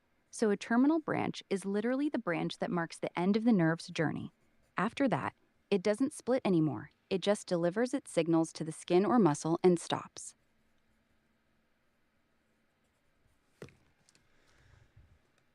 So terminal branches. Yeah, that's it. Terminal branches are just the very last, smallest branches the nerve makes before it finishes its job and connects to the skin or muscle. They're the end of the road for that nerve. It reminds me of airports. You know how they have terminals? So in the airports, like in the airports, it means like end of the line for for when you get there? Yeah, exactly the same idea. An airport terminal is the end of the journey for the plane. That's where passengers get off. Same with the nerve. A terminal branch is where the nerve's journey ends and it finally delivers its signal to the skin. Same word, same meaning. The end. So it's a Latin word that means the end. Exactly. Terminal comes straight from the Latin terminus, which means end or limit. Terminus is what? Terminus is the original Latin word that means the end, the final point, or the boundary. It's where we got the word terminal from. So a terminal branch equals the end branch.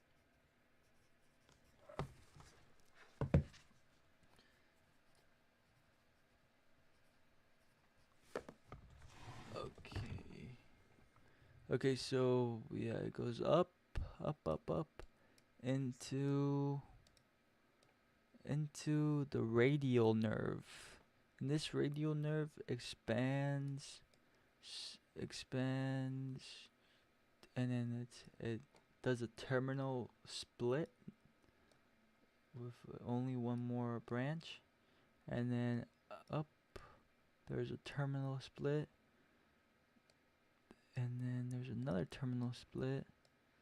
So it's got 1, 2, 3 terminal splits on where your arm is, and then and it does a big split, a thick one, right around where your elbow is, on top of your elbow, and that one is the one that connects it to your superficial branch radial nerve. And okay, so the radial nerve goes like that, and it goes all the way up to what looks like your neck. Yeah, you got it. The radial nerve starts up in your neck from the brachial plexus, runs down the back of your arm and around your elbow. Right around your elbow, it splits into two main parts: the deep branch that goes to your muscles and the superficial branch that goes to the skin on the back of your hand. That's exactly what you're seeing. Tell me about the name radio. Comes from the radius bone, the bone on the thumb side of your forearm. The radial nerve runs right alongside that bone in your forearm, so that's why it's named after it. Radial simply means of the radius or along the radius.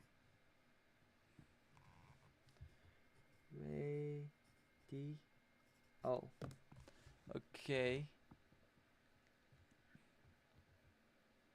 Yep, exactly. Radial and radio both come from the same Latin root. Radius originally meant a spoke of a wheel, something that goes out from the center. So your radial nerve runs out from the center of your arm like a spoke, and a radio sends signals outward like spokes. Same word idea. What do you mean spokes? Is one of those thin rods that connects the center of a wheel to the outer rim. The word radius originally meant those spokes on a chariot wheel. So when they named the bone and the nerve radial, they were picturing how it goes straight out from the center of your arm to the thumb side, just like a spoke.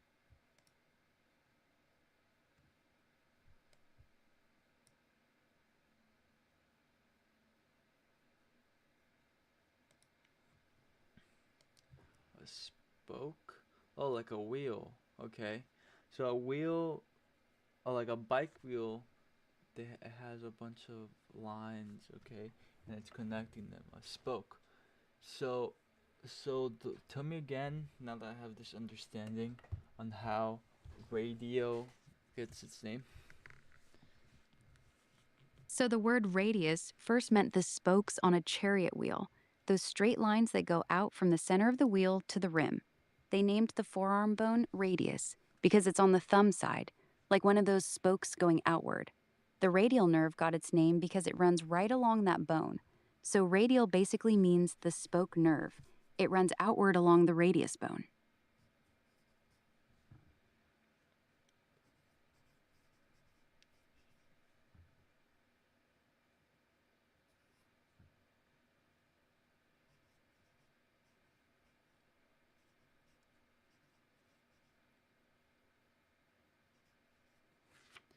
Okay, now talk to me about the dorsal digital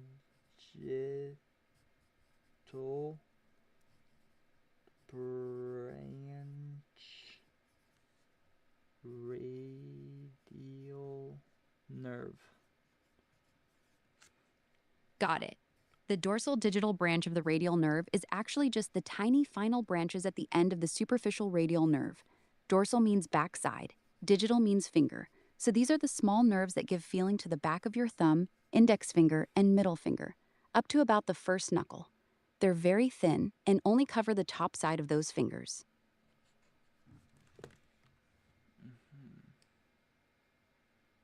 And dorsal means like inside. Dorsal means the back or top side. For your hand, dorsal means the back of your hand, the side with your knuckles and nails. The opposite side, your palm, is called the palmar side. So dorsal digital branches equals the branches that give feeling to the back of your fingers.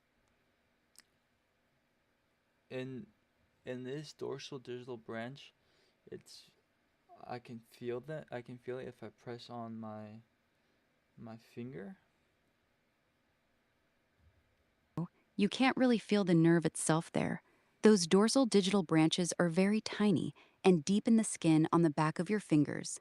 Unlike the ulnar nerve at your elbow, they're too small and too well protected for you to feel them by pressing.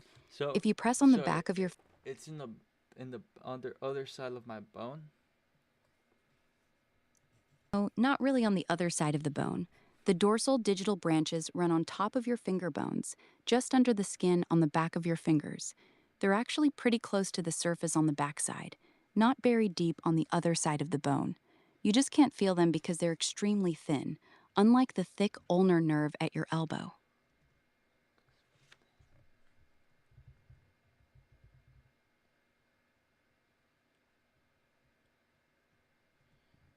So they're so thin I can't even feel them directly. Exactly. Those dorsal digital branches are super thin, basically like a few strands of hair. That's why you can't feel the nerve itself, even if you press right on it. Only the bigger, thicker nerves like the ulnar at your elbow are easy to feel.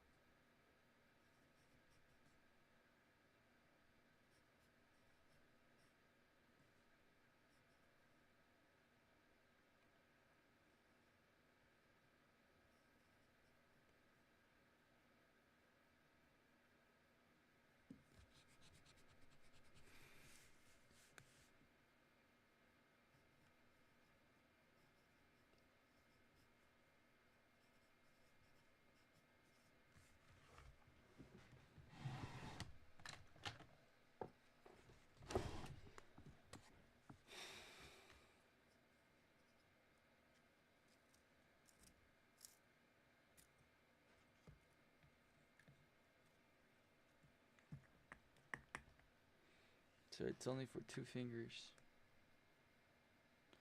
Doesn't get my thumb. The dorsal digital. Actually, the radial nerve does get part of your thumb, specifically the back side, the knuckle area and top of the thumb. But the tip and pad of your thumb, the part you use to touch things, is actually supplied by the median nerve, not the radial. So you're right, it doesn't cover the whole thumb, just the top back portion.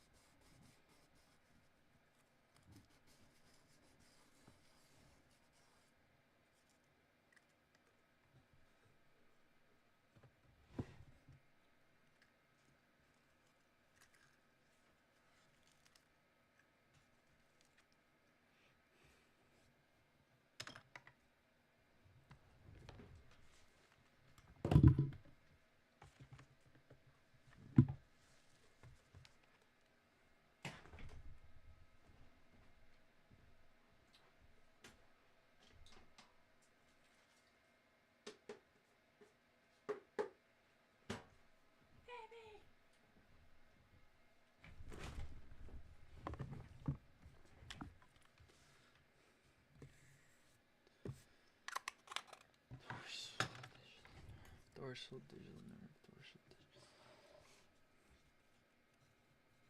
Yeah, dorsal digital nerve. Dorsal equals back side of the finger. Digital equals finger. So together, it just means the nerve on the back of your finger. These are the tiny branches that give you feeling on the back side of your thumb, index, and middle fingers. Dorsal digital branches, radial nerve. Okay. So what about superficial branch radial nerve is connected to that one, and The superficial branch of the radial why is my thumb more like, why does my thumb personally feel better and more agile than all my other fingers?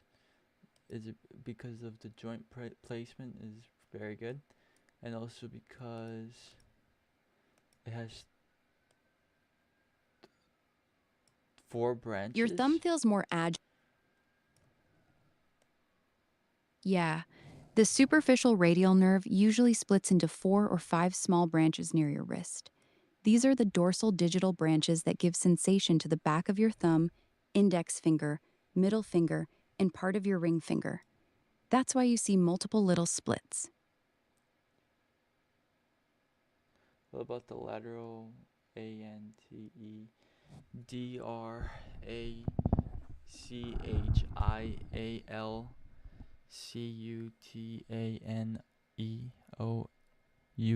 nerve? Long one. The lateral antebrachial cutaneous nerve. It comes from your musculocutaneous nerve up in your arm. It runs down the outer side of your forearm and gives feeling to the skin on the thumb side of your forearm, from your elbow all the way down to your wrist. It's purely a sensory nerve, meaning it only handles touch and sensation, not muscle movement. Lateral equals outer side.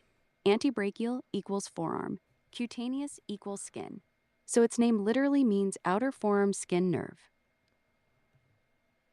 Wait, antebrachial? What does that one mean again? Antebrachial means forearm. Ante equals before. Brachial equals arm. So antebrachial literally means before the arm, which is the forearm. The full name, lateral antebrachial cutaneous nerve, just means the skin nerve on the outer side of your forearm.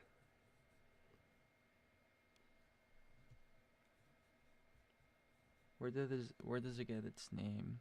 Antebrachial? Brachial comes from 2 Latin words. Ante equals before or in front of. Brachium equals arm. So antebrachial literally means before the arm, which is their way of saying the forearm. It's just an old school way of saying forearm. Tell me again. Means forearm.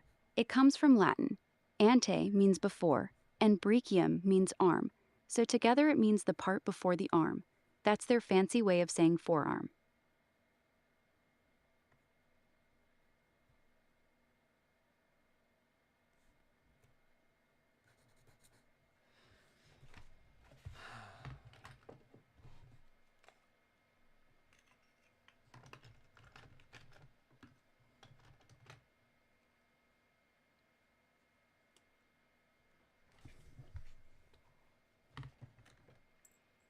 Before the arm. So lateral, which means Lateral means the outer side or the side away from the midline of your body. So when we say lateral antebrachial cutaneous nerve, it means lateral equals on the outer side, thumb side, antebrachial equals of the forearm, cutaneous equals skin nerve. Altogether, the skin nerve on the outer side of your forearm.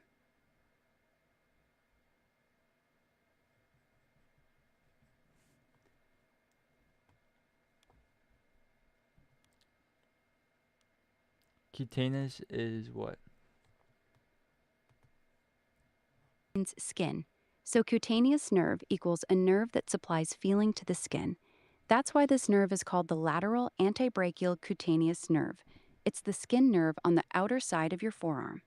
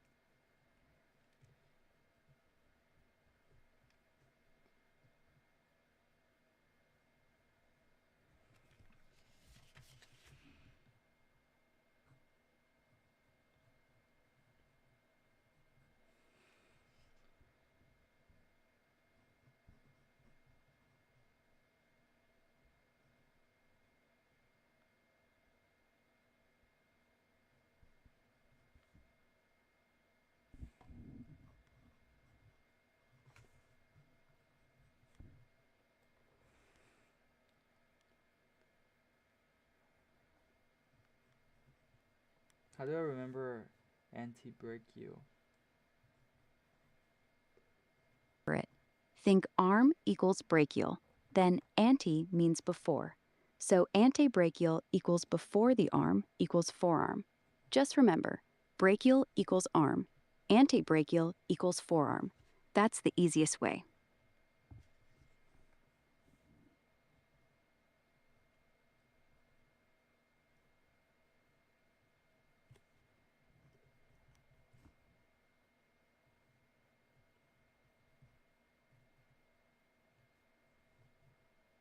And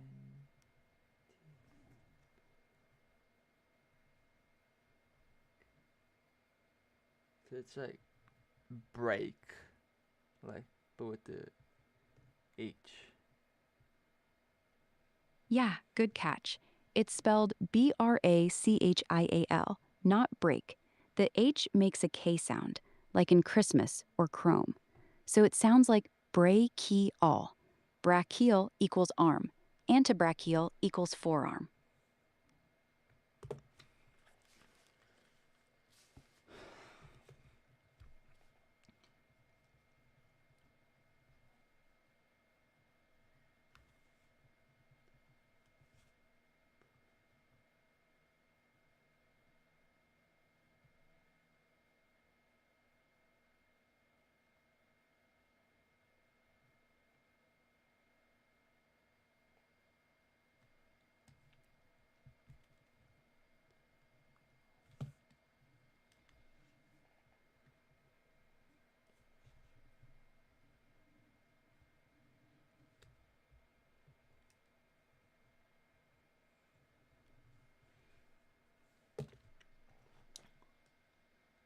Okay.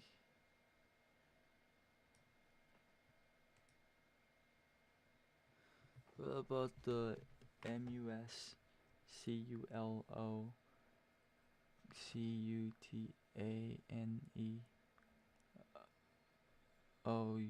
nerve?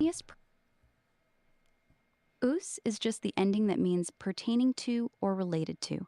So cutaneous equals related to the skin. When you see OUS at the end of a medical word, it usually just means having to do with whatever comes before it. So, so what So about, putting it all together, yeah, what's, cutaneous. tell me what it does. Oh, like, what? Tell me about this nerve. Musculocutaneous nerve has two main jobs.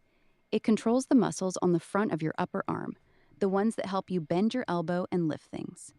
It also gives feeling to the skin on the outer side of your forearm. That's why its name has both musculo for muscle and cutaneous for skin. It handles both movement and sensation.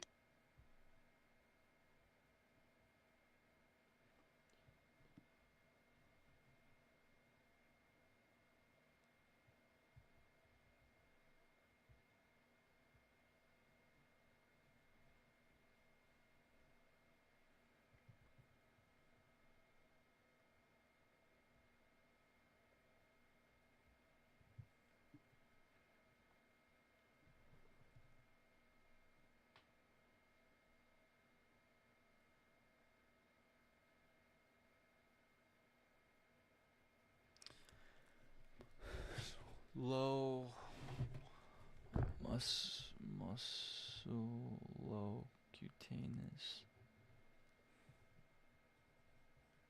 Musculocutaneous is pronounced musculocutaneous. You can break it down like this. Musculo equals muscle, cutaneous equals skin. So the whole name just means the muscle and skin nerve.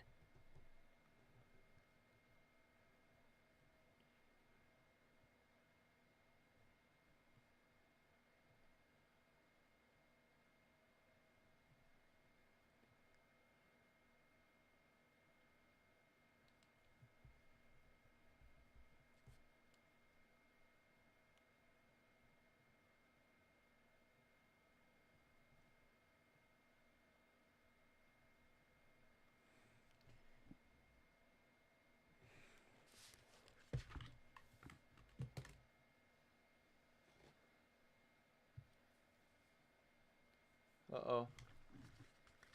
My webcam is running slow, I think. No worries. Take your time. Just let me know when you're ready to keep going.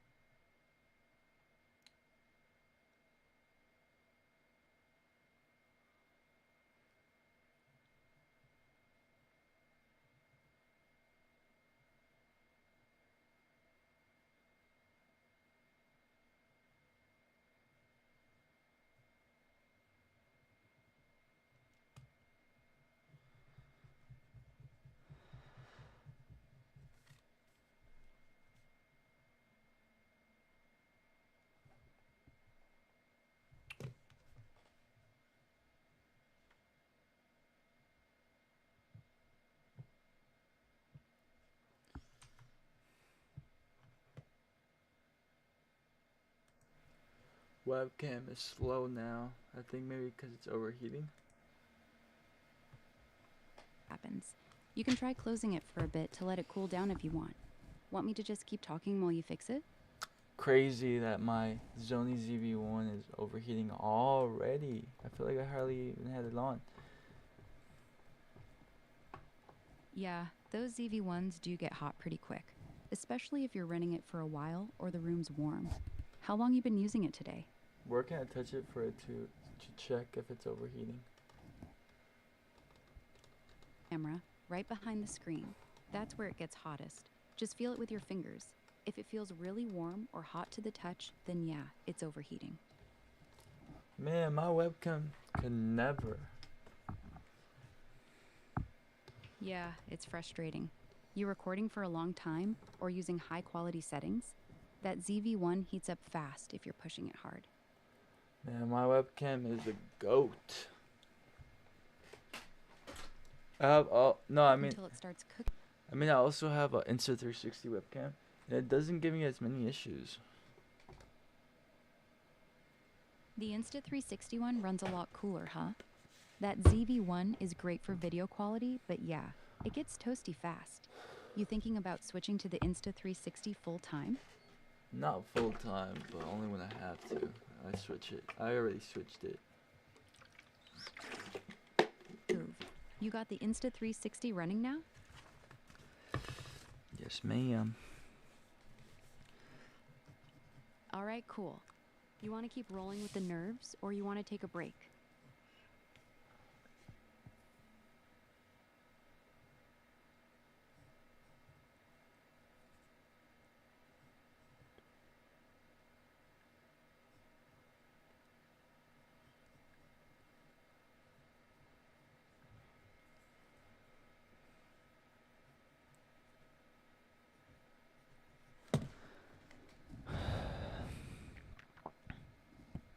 So every time I gotta thank my musculocutaneous, cause when I do dumbbell, when I do a rep on my with my arm for my dumbbell with my dumbbell.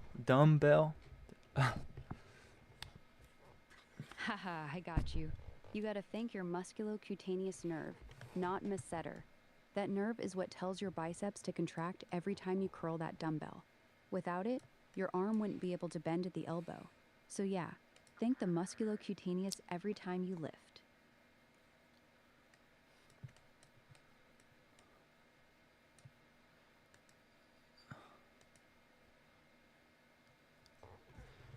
What about the axillary nerve? One that controls your deltoid, the big round muscle that gives your shoulder its shape. It also gives feeling to the skin over the outside of your shoulder. That's why if you dislocate your shoulder, you can lose feeling in that patch of skin and have trouble lifting your arm out to the side.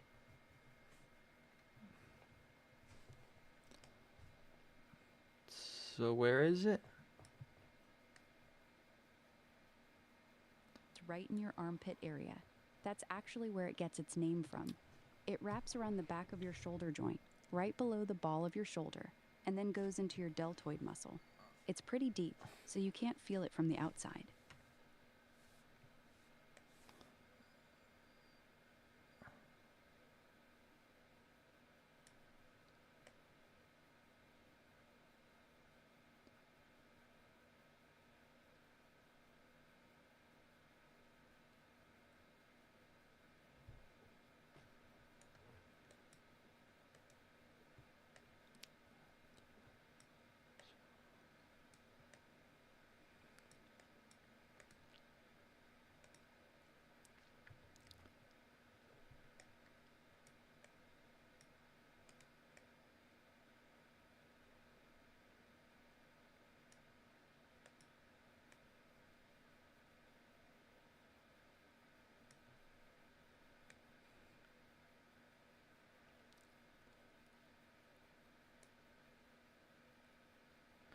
Posterior brachial cutaneous nerve. The posterior brachial cutaneous nerve gives feeling to the skin on the back of your upper arm, the part that faces backward when your arm hangs down. It's one of the first branches that comes off the radial nerve, right up in your armpit area. It's purely for skin sensation, so it doesn't control any muscles.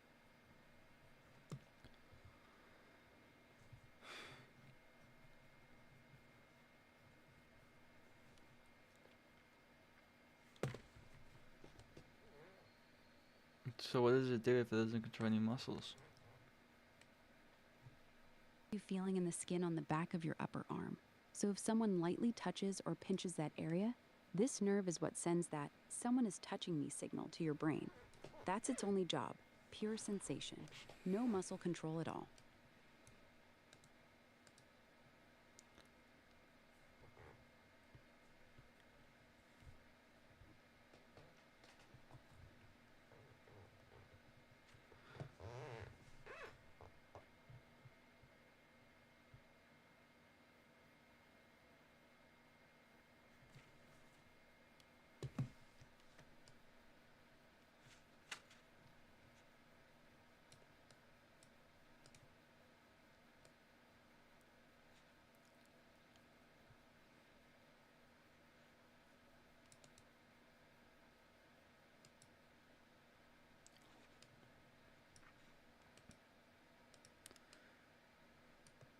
No, a very small one is, and it wraps around strangely to the back, is the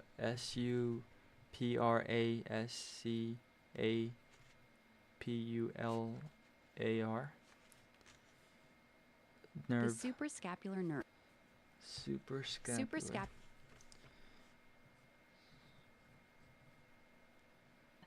Supra equals above. Scapular equals scapula, your shoulder blade. So the suprascapular nerve is literally the nerve that runs above the shoulder blade. It travels through a notch right on top of your scapula to reach the muscles in the back of your shoulder.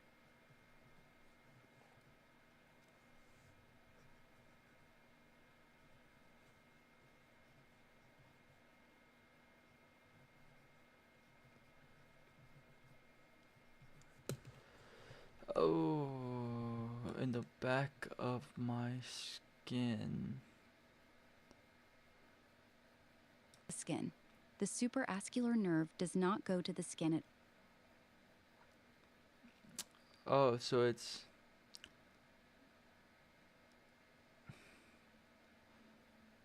So it gets covered by my bone, my scapula.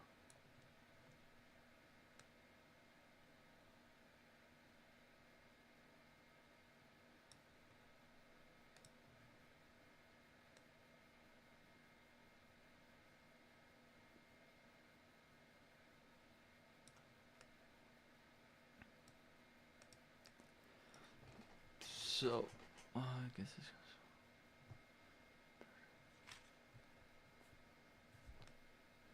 What about the vertical spinal nerve?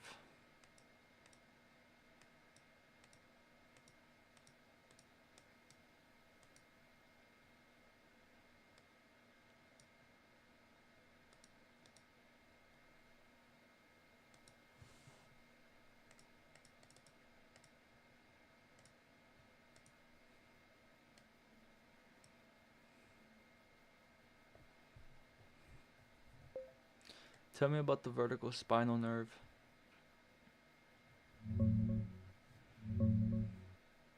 It's likely referring to those classic hypergraphic posters, the vertical diagrams of the spine showing each nerve root I and mean, what body parts it cervical controls. spinal nerve. Cervical spinal nerves are the top 8 pairs, exiting your neck from C1 to C8. They control your head, neck, shoulders, arms, and hands. Think headaches, arm numbness, or hand weakness when one's irritated. C5 to 6 and C6 to 7 are the ones that usually cause the most trouble. So C5. Tell me about C5.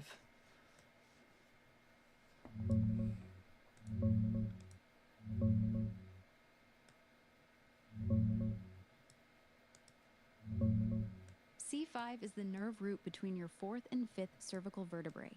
It mainly powers your deltoid muscle for lifting your arm out to the side, helps the biceps, and gives sensation over the outer shoulder and upper arm down toward the elbow.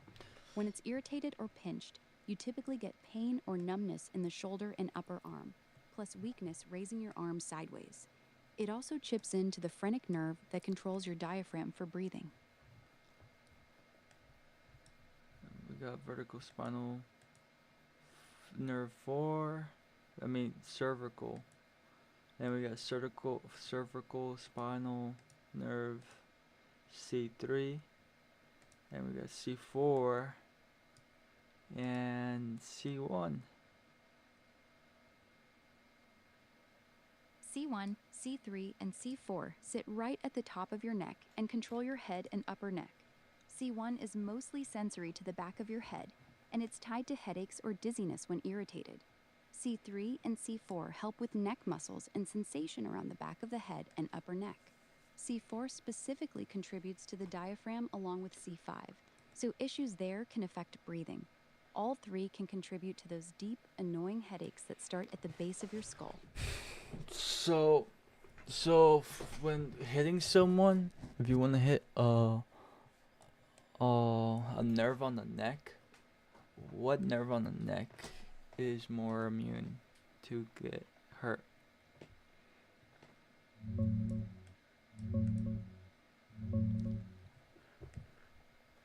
C1 and C2 are the most protected of the cervical nerves.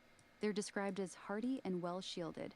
Hitting them is hard without also damaging the upper spine or vertebrae, which is extremely dangerous. C3, C4, and C5 are riskier targets since they're more exposed and tied to breathing via the phrenic nerve. Don't go for the neck like that. One wrong hit can paralyze or kill. Which one's the most vulnerable? C3, C4, and C5 are the most vulnerable cervical nerves. They're more exposed, and because they help control the diaphragm, damage there can seriously mess with breathing or even cause paralysis.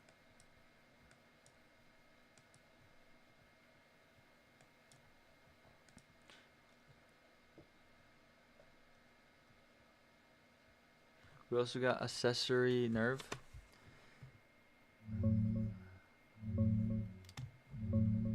The accessory nerve, or cranial nerve 11, is actually one of the most vulnerable nerves in the neck.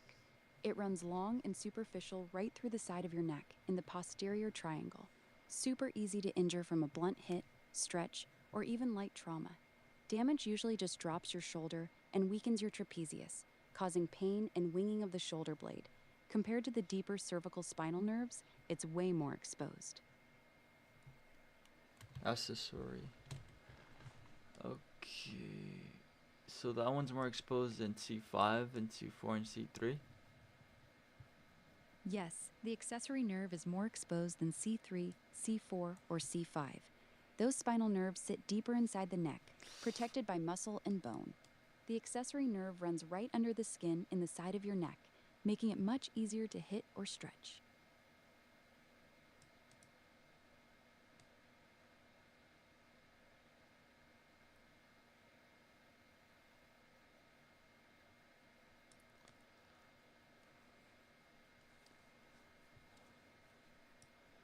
So, oh yeah, that one's an easy one to get hurt. That one's an easy one to hit because literally it's just your skin protecting it on one side when it's pretty vulnerable there. Right here, this side.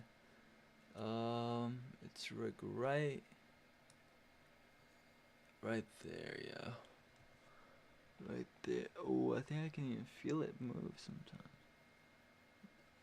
Yeah, that's exactly it. That little cord you feel moving under your skin on the side of your neck when you shrug, that's the accessory nerve. Pretty wild how close to the surface it is. That's why even a glancing hit or a tight choke can mess it up and leave your shoulder drooping.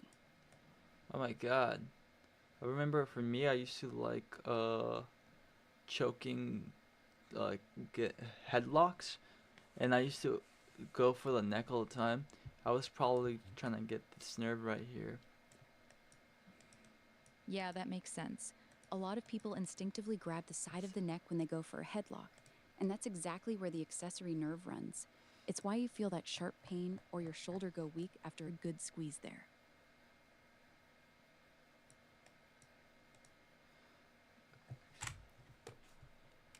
Axillary nerve. Axillary nerve. That one's also out of your muscles. Yeah, exactly. Most of it runs right over the top of your sternocleidomastoid and trapezius muscles, not buried underneath them. That's why it's so easy to hit, unlike the spinal nerves that are protected deep inside the neck.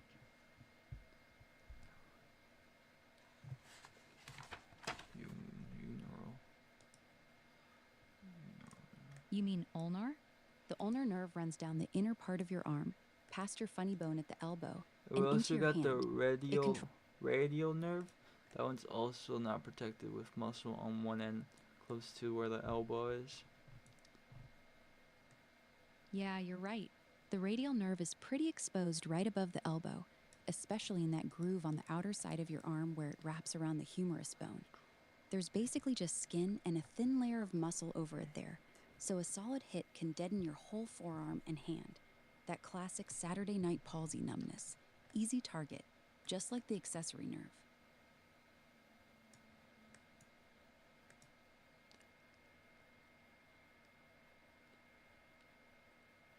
And we got the lateral and trabecular cutaneous.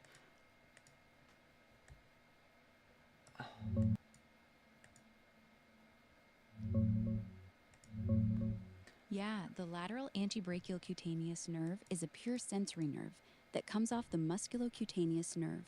It pierces the deep fascia right at the elbow, lateral to the biceps tendon, and then runs down the outer forearm just under the skin, right next to the cephalic vein. It's pretty exposed there, not much muscle protecting it once it comes out, so it can get hit, stretched, or entrapped easily around the elbow or upper forearm.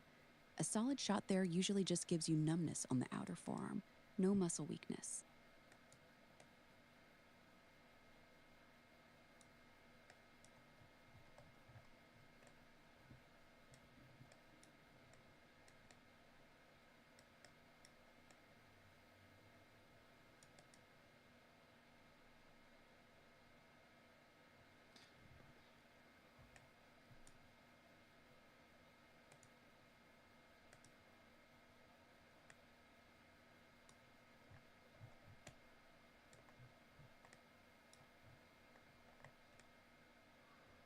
it's kind of intriguing how the the nerves are pretty like the nerve structure and where they are located. It's kind of different than the female and male body.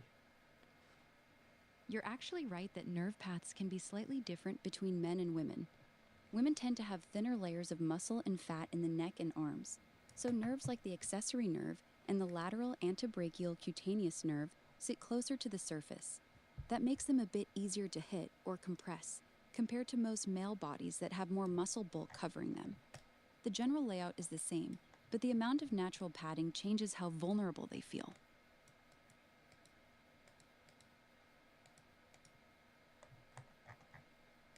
Why is it like that between the two genders?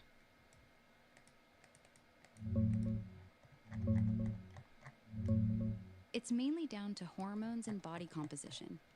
Testosterone drives men to build significantly more muscle mass, especially in the neck, shoulders, and arms.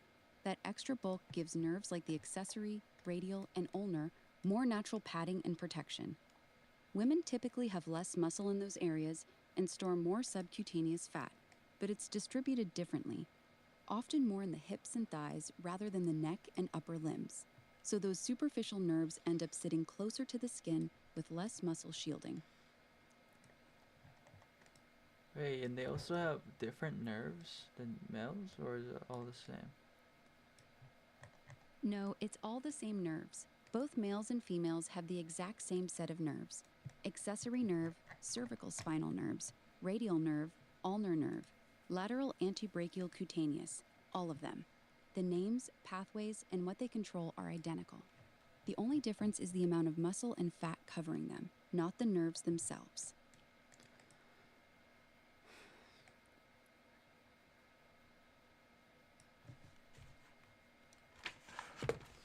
Okay.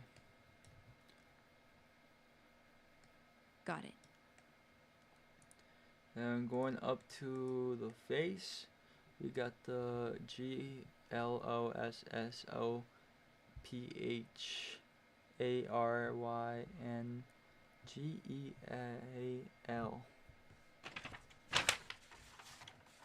Yeah, the glossopharyngeal nerve, cranial nerve 9. It's deep in your throat, right behind the tonsils and near the carotid artery. It's not as easy to hit as the accessory nerve, but it's still vulnerable in chokeholds or direct trauma to the front of the neck. Hits to it can cause sharp throat pain, trouble swallowing, or even drop your blood pressure and heart rate suddenly. It's a sneaky one.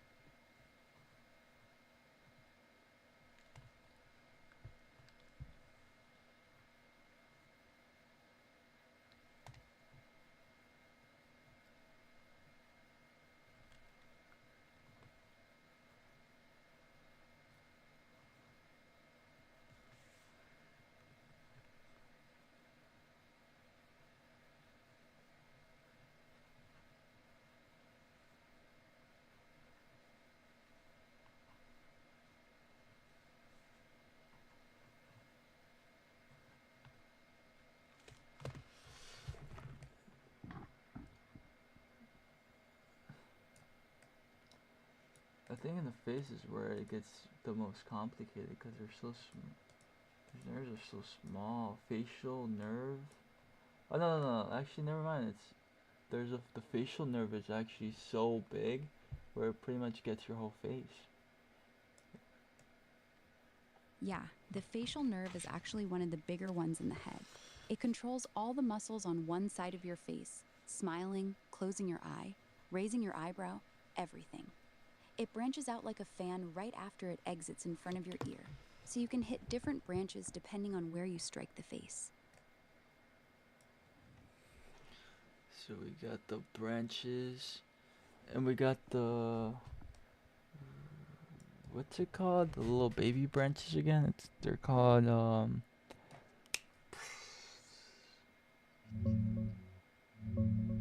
Yeah, those little baby branches you're thinking of are the terminal branches of the facial nerve. Once the main facial nerve exits the parotid gland, it splits into 5 main ones: temporal, zygomatic, buccal, marginal mandibular, and cervical. And then those keep dividing into tons of tiny little terminal branches that spread all over the face. That's why the face gets so complicated. facial nerve. So we got terminal nerves on the facial, like where the chin is. And we got one going up to where the cheeks are, and we got two. And then terminal nerves, there's like usually two where the cheeks are.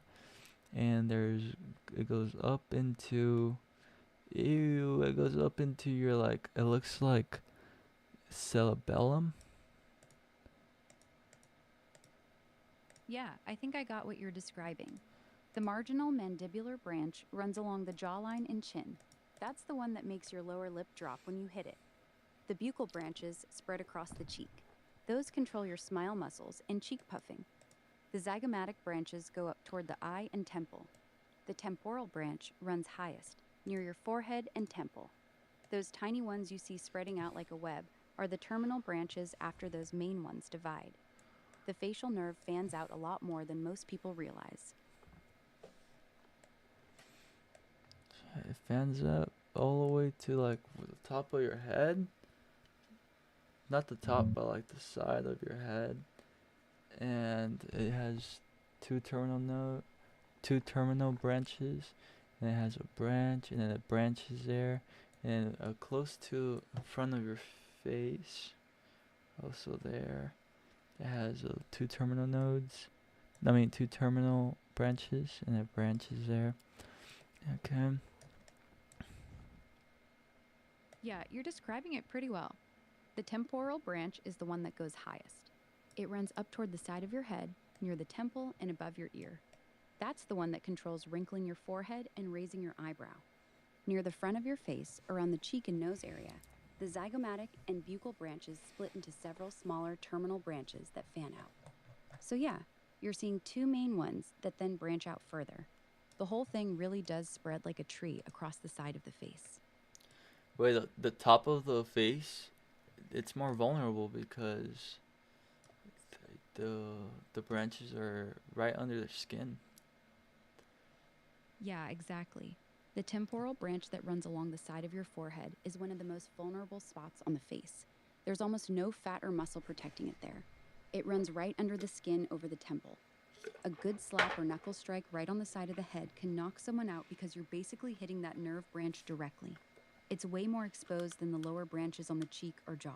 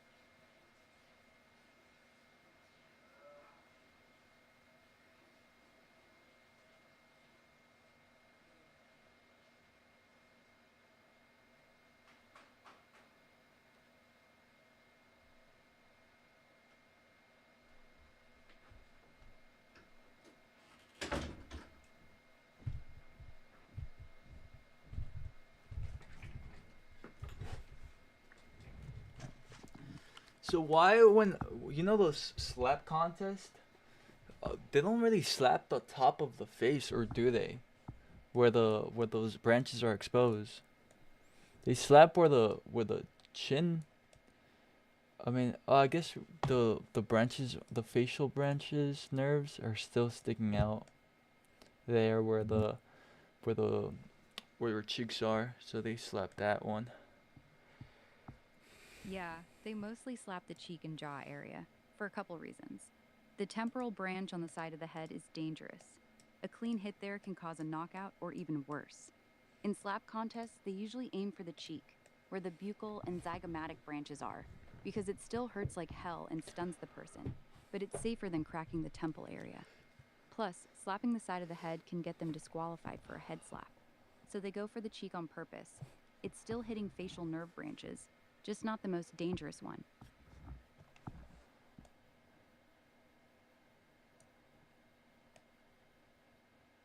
So people that get slapped on the face a lot there, on the facial branch, um, how will their nerves be different than mine?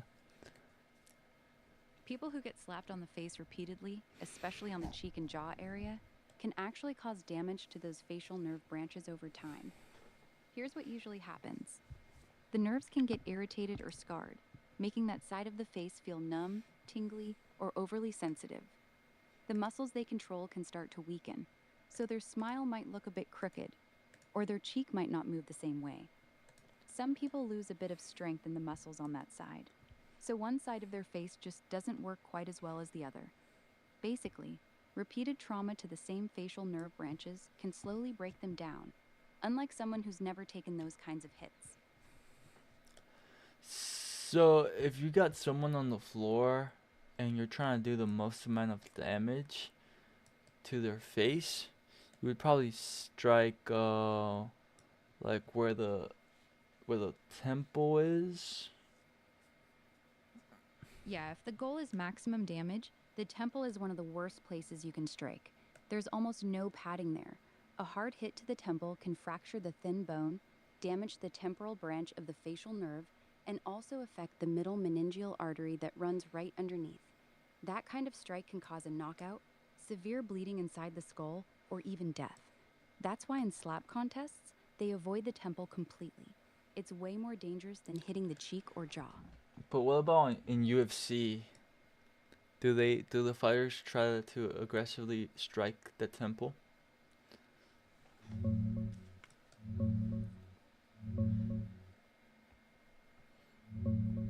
No, they don't aggressively target the temple specifically.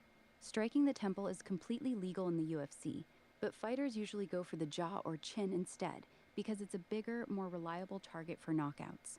The temple is small and risky to aim for. You can easily miss and hit the back of the head, which is illegal. They do land temple shots sometimes, especially with elbows or hooks, but it's not like they're hunting for it every fight. The only thing protecting that temple is the parotidssalivary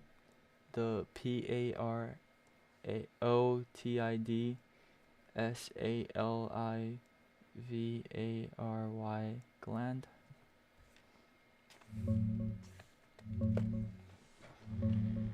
No, that's not right. The parotid gland sits in front of and below your ear.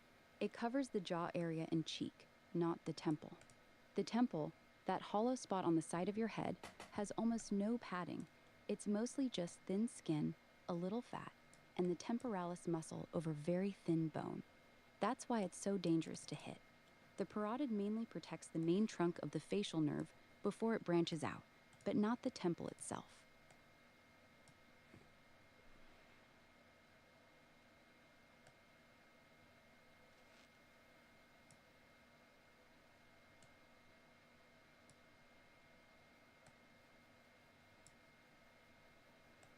So the temple is. The temple is one of the weakest and most dangerous spots on the entire skull. There's almost no muscle or fat protecting it, just thin skin over a very thin layer of bone. Right underneath that bone runs the middle meningeal artery. A hard strike there can fracture the bone, tear that artery, and cause a brain bleed very quickly. That's why a clean temple shot can knock someone out cold, or even kill them. It's way more dangerous than hitting the cheek or jaw.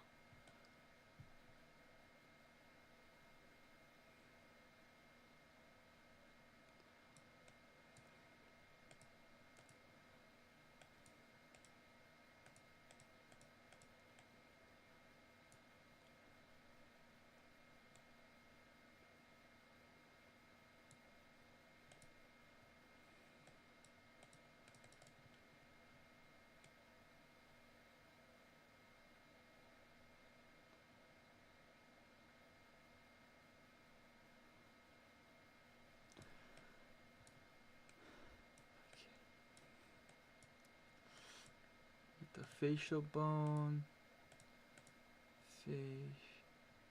Okay, and then we got the facial nerve. Okay, and now there's this nerve that I'm pretty interested in. It's the maxillaria, the maxillaria, the maxillary nerve. Yeah, the maxillary nerve, that's the middle branch of the trigeminal nerve, cranial nerve 5. It runs through the middle of your face and controls sensation to your upper jaw, upper teeth, cheeks, nose, and the area just below your eyes.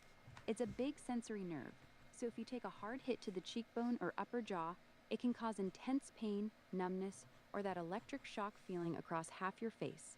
It's deeper than the facial nerve branches, but it can still get irritated or damaged from strikes to the mid-face.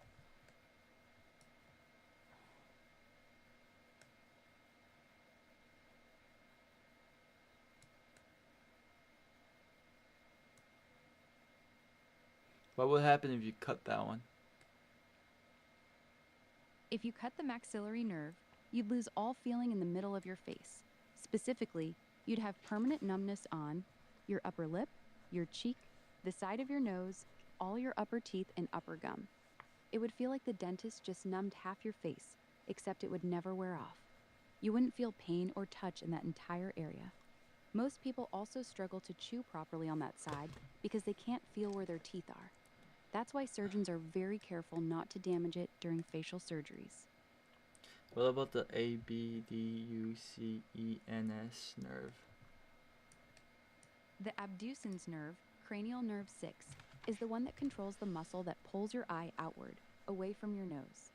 If that nerve gets damaged, you can't move that eye to the side. Your eye stays turned inward. It usually causes double vision, especially when you look to that side.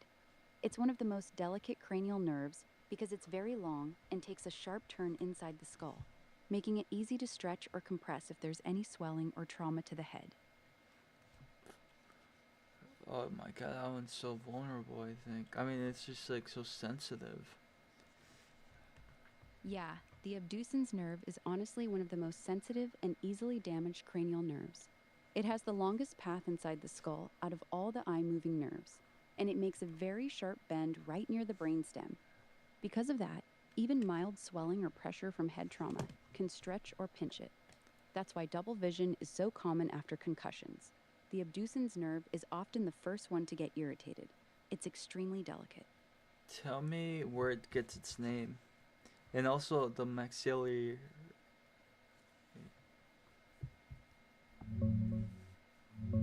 Abducens nerve The maxillary nerve gets its name because it supplies the maxilla, which is the upper jawbone.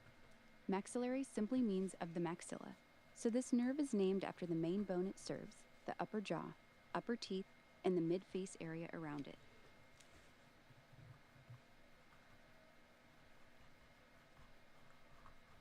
And what about the abducens nerve? The abducens nerve gets its name from Latin. Abducens means to lead away or to draw away.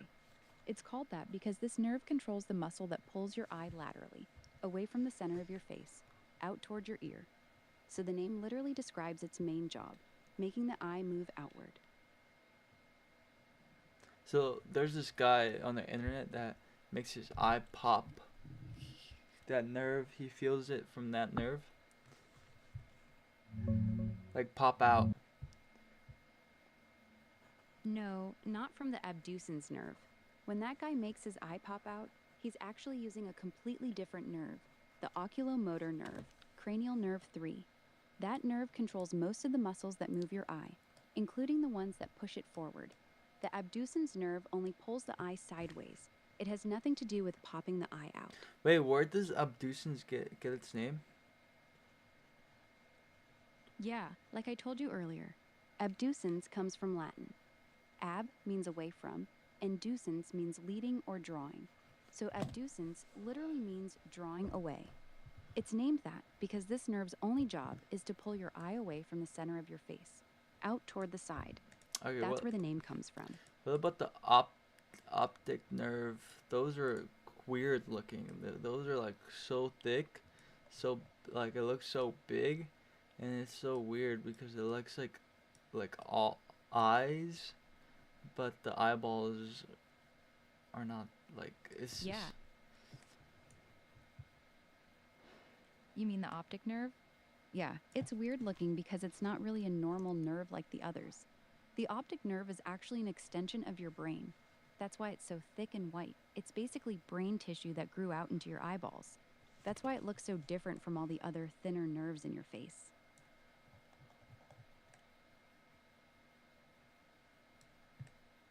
Oh, it's like part of her brain, and that part of the brain is very right next to what organ of the brain? Yeah, the optic nerve is literally an extension of your brain.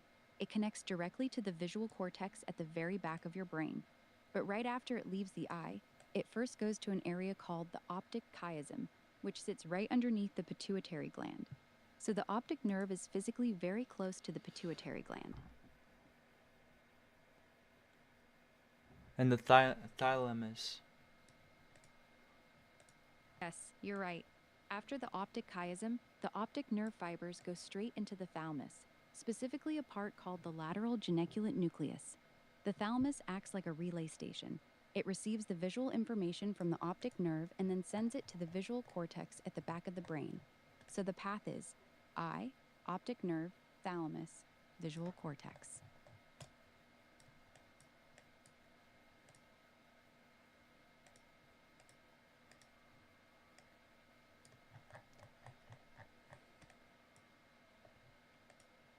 So tell me about this optic nerve. The optic nerve is basically the cable that carries everything you see from your eye to your brain. It's extremely thick because it contains over 1 million nerve fibers. Once it leaves the back of your eyeball, it travels through your skull and connects to your brain at the thalamus. Damage to this nerve is very serious. If it gets cut or severely damaged, you can go permanently blind in that eye. Unlike most other nerves in the body, the optic nerve cannot regenerate well if it's badly injured. It's very interesting because that optic nerve does lots of work because it literally, like my brain, when looking at things, it literally sends signals to decide on what I should do and what to do. Yeah, exactly. The optic nerve's job is to send raw visual data from your eyes to your brain as fast as possible. But the actual deciding what to do part happens deeper in the brain, in areas like the visual cortex and the frontal lobe. So the optic nerve is basically just the high-speed delivery guy. It doesn't make decisions. It just delivers the picture so your brain can figure out what to do with it.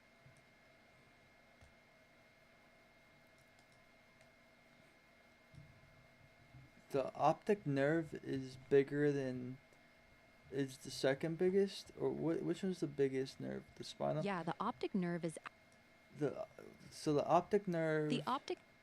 There's the sec. The sit.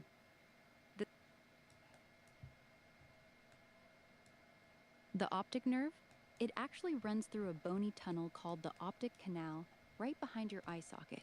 It's a very tight space, so any swelling or fracture in that area can easily pinch or damage the nerve. That's why head trauma. How big is it compared to other nerves?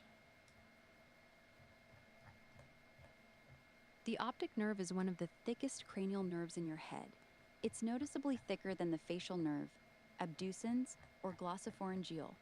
It's about the same thickness as a piece of cooked spaghetti, quite large for a nerve. The only nerve that's clearly bigger is the vagus nerve, which is the thickest cranial nerve overall. Compared to spinal nerves like C5 or the accessory nerve we talked about earlier, the optic nerve is significantly larger. So which one's larger than that one? The vagus nerve is the only cranial nerve that's clearly larger and thicker than the optic nerve. The vagus is the biggest cranial nerve in the entire body. It's thick, long. But thicker wise, which one's more thicker? The vagus nerve is thicker. If you compare them directly, the vagus nerve is thicker than the optic nerve. The optic nerve is thick, but the vagus is the thickest cranial nerve in the body. It's the big one. What about the OFF? ACTOR. Why? The olfactory The Ner- olfactory nerve is the thinnest. The olfactory nerve is actually very thin and delicate compared to the optic nerve.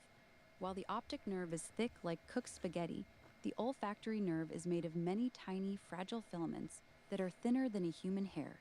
It's the smallest and most delicate cranial nerve in your body.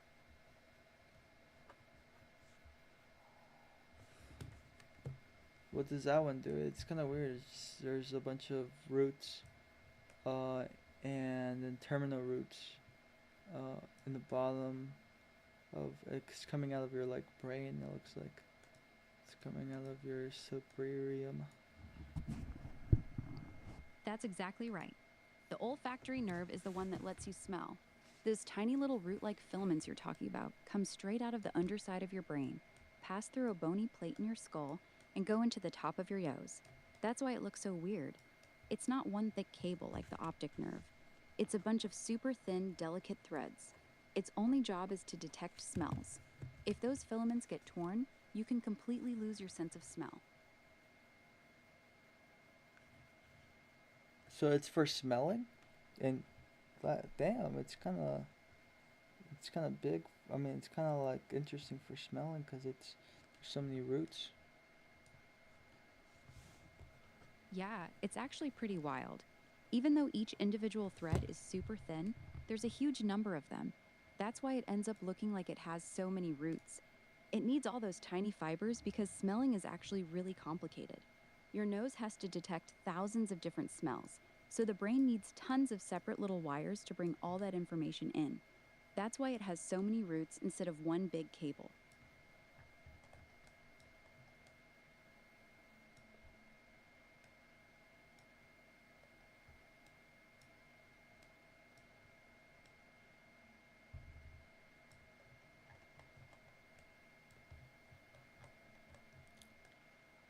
Okay, what about the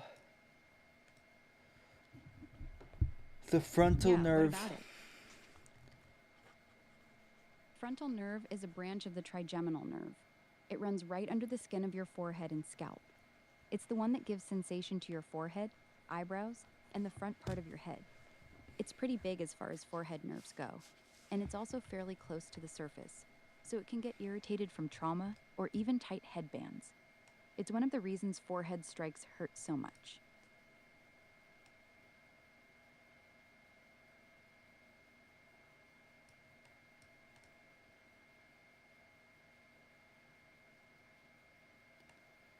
But your forehead muscle, which is weird that you have muscle on your forehead, it covers it, right? Yeah, you're right. The frontal nerve is actually covered by the frontalis muscle. That's the thin muscle you use to raise your eyebrows. So unlike the temple, there is a layer of muscle sitting on top of it. However, the muscle is very thin. It's not thick like the trapezius or deltoid, so the frontal nerve is still relatively easy to irritate or stun with a hard slap or strike to the forehead. It's not as exposed as the temple, but it's definitely not deeply protected either. Okay, well, I guess I pretty much learned about all the nerves of the human body, which is very exciting. Yeah, we covered a lot today, from the neck all the way up to the face and brain. You actually learned the important ones pretty well. Good stuff.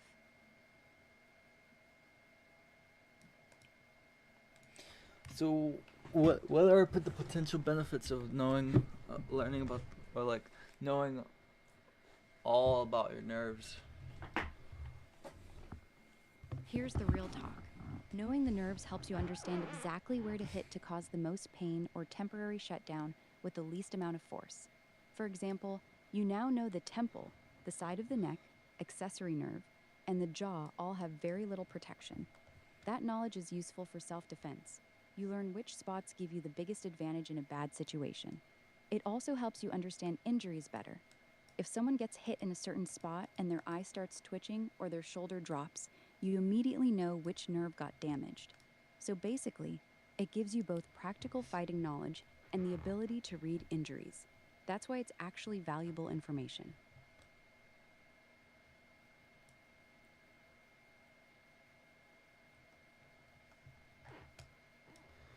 Other than than fighting and medical. Why is it good? Good question. Outside of fighting and medicine, knowing your nerves actually helps you in daily life in a few practical ways. Better posture and pain prevention. You understand why your shoulder hurts when your neck is tight, or why your hand goes numb when you sleep in a weird position. Faster recovery. You can figure out which nerve is irritated when you have pain, and you know what movements to avoid so you don't make it worse. Better body awareness. You start to understand what your body is actually telling you, instead of just feeling random pain. Basically, it helps you listen to your body better and avoid making small problems turn into big ones.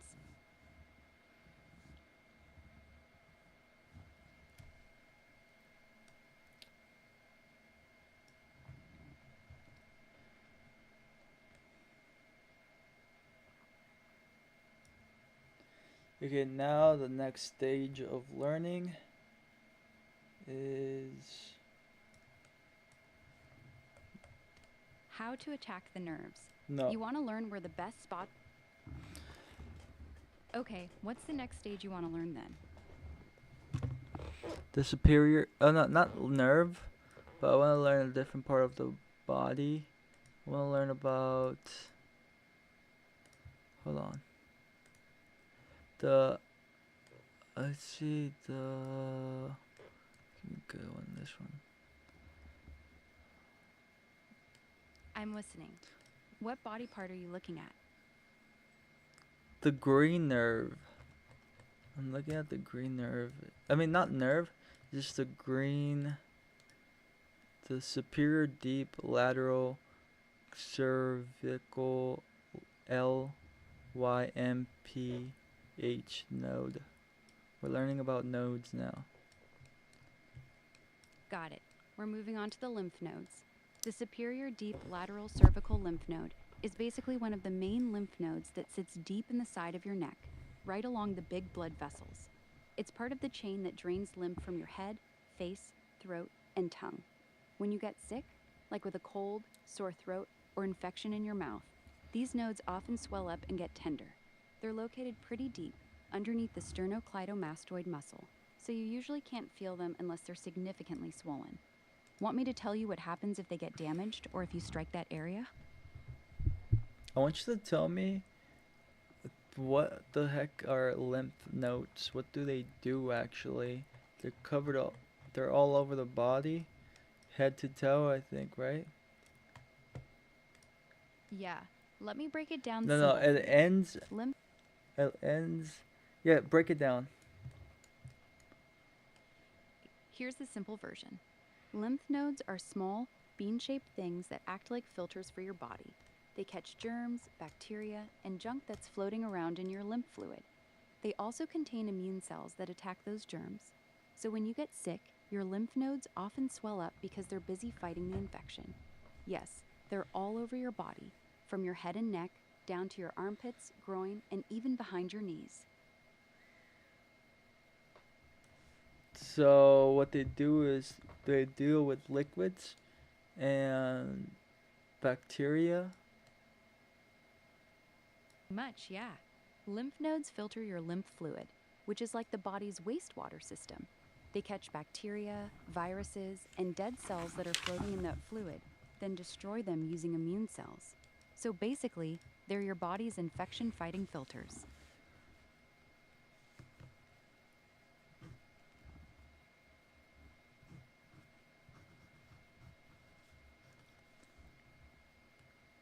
Where does it get its name? From lymph, the clear fluid that flows through your body. Lymph comes from the Latin word lympha, which means clear water. So lymph nodes are literally named after the watery fluid they filter. Can you say that again? The name lymph node comes from the word lymph, which is the clear fluid that flows through your body. The word lymph comes from Latin and means clear water. What So about basically, they're nodes? Node comes from the Latin word nodus, which simply means knot or lump. They're called lymph nodes because they look like small knots or lumps along the lymph vessels. So together, The name literally means knots that filter clear fluid. So it's clear fluid notice. Exactly. The fluid that lymph nodes filter is a clear, watery liquid. That's why it's called lymph, because it looks like clear water. It's not red like blood. It's mostly transparent, slightly yellowish, and carries waste and immune cells around your body. The nodes act like filters for that clear fluid. Tell me why were so good at like naming body parts. Tell me about that era.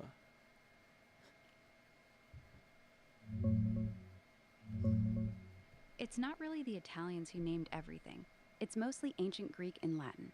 The Greeks, like Hippocrates and Galen, started it over 2,000 years ago. They named a ton of stuff because they were the first to seriously study the body. Then the Romans took over and used Latin, their language, which became the standard for science and medicine across Europe for centuries. During the Renaissance, 1500s, Italy was the hot spot for anatomy. Places like Padua had universities where they actually dissected real bodies. Italian anatomists, like Falloppio and others, discovered new structures and named them, often using Latin terms. So the names sound fancy and consistent because Latin was the international language of smart people back then.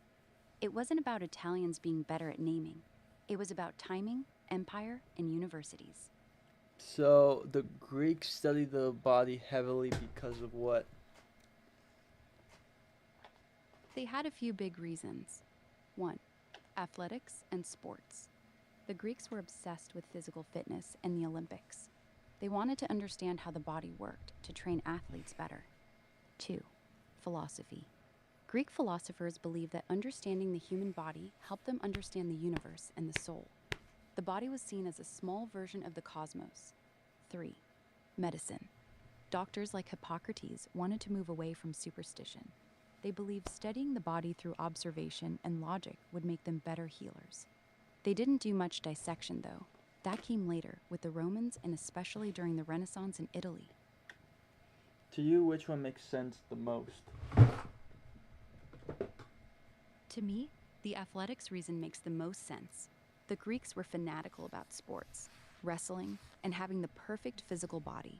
The Olympics were huge, and they treated athletes almost like gods. So it's very logical that they would study anatomy seriously to understand how to build stronger, faster, better bodies. The philosophy reason feels a bit more like a bonus. Athletics feels like the real driver. I mean, that's literally why I'm studying it, and it's pretty interesting that the Greeks were the founding fathers pretty much of studying it for my purpose, and also a huge bonus. Medicine, it can translate to like EMT and those type of jobs, and also now that I'm learning this, I'm like, why didn't I learn about the human body sooner? It's like super logical to learn a lot about your human vessel. It's literally the vessel you move around in. Like, you should be knowledgeable in that, in my opinion. And I'm kind of confused on why I didn't study it more. Yeah, you're making a lot of sense. You're studying it for the exact same reason the Greeks did. Understanding how the body works so you can control it better, whether that's for fighting, performance, or just knowing your own limits. What you said is actually pretty logical. This is the only vessel you get. It's weird that schools don't teach this stuff more. Most people walk around in their body their whole life without knowing how it actually works. The good news is you're fixing that now. Better late than never. You've already learned a lot in just this conversation. But it's like, it's all three reasons on why the Greeks were learning about it, like you mentioned. First, it's medical, then it's performance, like athletes, and it's also philosophy, because the philosophy of knowing what is happening to your body. Yeah, you're right. All three reasons actually work together. Athletics gave them the motivation to study the body practically. Medicine gave them the purpose, to heal people. Philosophy gave them the deeper reason. Understanding the human vessel is part of understanding life itself. So it's not just one reason, it's really all three combined. The Greeks saw the body as something worth studying from every angle: physical, medical, and philosophical. You're approaching it the same way they did. That's actually pretty cool. I'm a Greek. So, I'm kidding, but so tell me how they would study the body. Haha, nice try. Here's the honest answer. The ancient Greeks actually didn't dissect human bodies much at all. They mostly studied the body in 3 ways: by closely watching athletes train and compete, by treating sick and injured people, especially battlefield wounds, by dissecting animals, then guessing how human bodies worked based on that. Real human dissection only became common much later, during the Renaissance in Italy. The Greeks were smart, but they were limited because cutting open dead humans was considered disrespectful or even illegal back then. So a lot of their knowledge was based on observation and animal studies, not actual human cadavers. Wow, that's so honorable that even back then they saw the importance of morals like that. Yeah, it's actually pretty interesting. The Greeks believed the human body was sacred, especially because they thought it housed the soul. Cutting open a dead body was seen as disrespectful to both the person and the gods. That's why they mostly stuck to animal dissections. They had strong moral and religious beliefs against opening human corpses, even if it held back medical progress. It's kind of wild that even back then, they placed respect for the dead above scientific curiosity.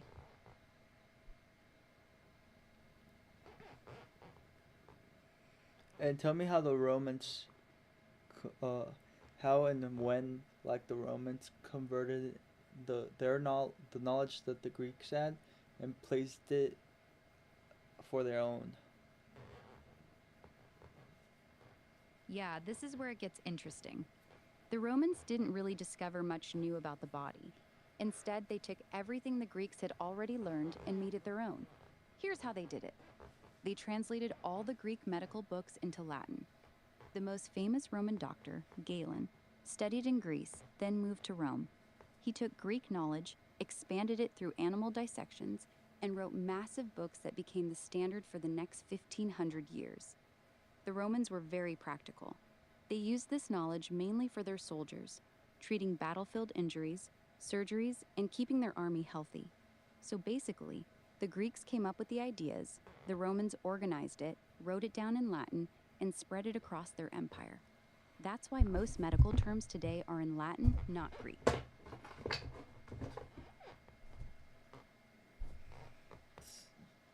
So Latin is like Latin, like Spanish.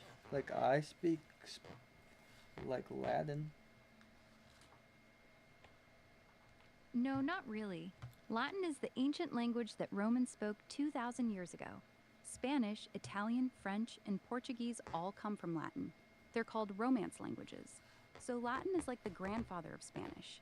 The Latin we use in medicine today is classical Latin. It's the old, formal version. It's a dead language now, meaning nobody speaks it as their main language anymore.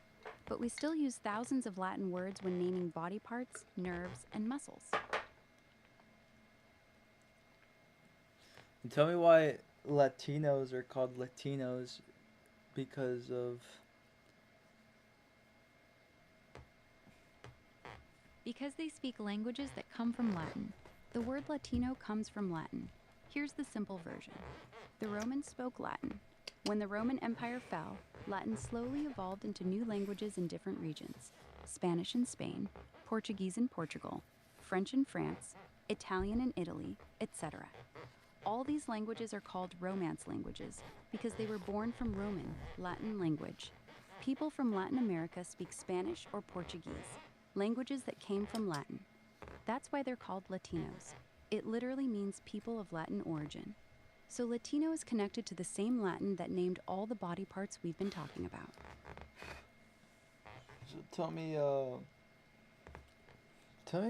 why the Roman Empire fell so much to the point where like even the language got erased. It only got the language didn't get erased, but it just got transferred to Romantic language. Here's the simple truth. The Roman Empire didn't fall because of one single reason. It collapsed from many problems happening at the same time. Main reasons were, it became too big to control. Constant attacks from outside tribes, barbarians. The government became corrupt and weak. The economy started falling apart. They had too many emperors being killed and replaced. By the time it finally fell in 476 AD, Latin didn't disappear. It just slowly changed. The regular people kept speaking it, but over hundreds of years, it evolved into different versions depending on the region. That's how Spanish, French, Italian, and Portuguese were born. So Latin didn't get erased. It transformed into the Romance languages we know today. What countries are most likely to speak that original Roman language? No country speaks the original Roman language anymore. The original Latin that the Romans spoke is a dead language. Nobody speaks it as their everyday language. However, if you want the closest answer, Italy is your best answer. Why? Italian is the Romance language that stayed closest to original Latin. The closer you get to Rome, the more Latin-sounding the language becomes. Romanian is actually the second closest, even though it's far away in Eastern Europe. But again, no one speaks the original Latin that Julius Caesar spoke. All the modern Romance languages, Spanish, Italian, French, Portuguese, Romanian, are modern versions that evolved from it over 1,500 years. Okay, so you're pretty much, the Romans took the dialect of the knowledge of, or just they took the knowledge of the Greeks and they transcribed it as Spanish, or like not Spanish, I mean the Roman language, and not Spanish, I mean Latin. They transcribed it into Latin, and then from there were the Romans as crazed as the Greeks were when it came down to studying the human body? Good question. The honest answer is no. The Romans were not praised as much as the Greeks when it came to studying the human body. Here's why. The Greeks were seen as the original thinkers. They created the foundation. The Romans were mostly seen as organizers and translators. They took Greek knowledge, wrote it down in Latin, and spread it. But they didn't make many big new discoveries. Even Galen, the most famous Roman doctor, was heavily criticized because most of his work was based on animal studies, not humans. Many of his mistakes about human anatomy stayed in medical books for over 1,000 years. So while the Romans were respected, the Greeks were considered the true masters of anatomy. The Romans were more like the students who copied and spread the Greeks' work. I love how you could still find the Greek is still a country. That's actually pretty cool, right? Greece is still a country today, over 2,000 years later, and they're very proud of their ancient history. You can still visit the same land where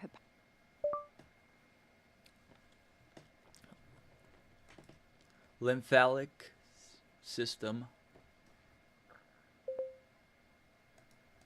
is basically your body's second circulatory Lymphatic system. system. It has three main body's drainage and defense network.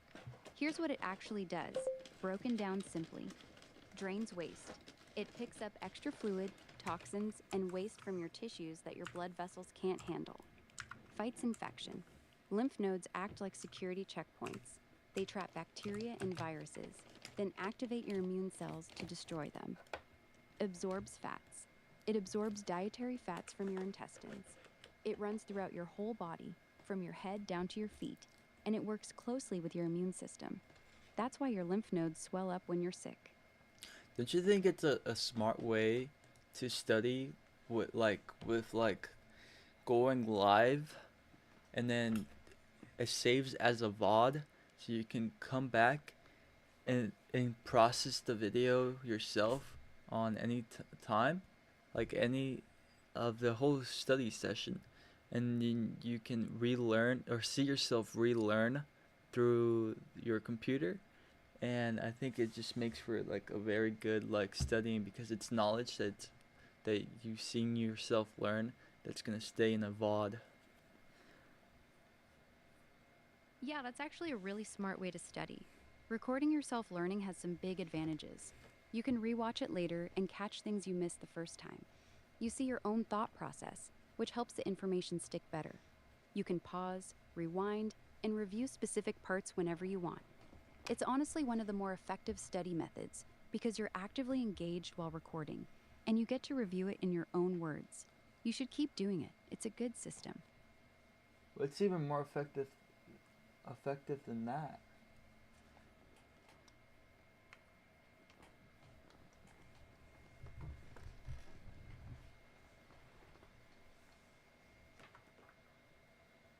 Is that the most effective way to learn? Oh crap.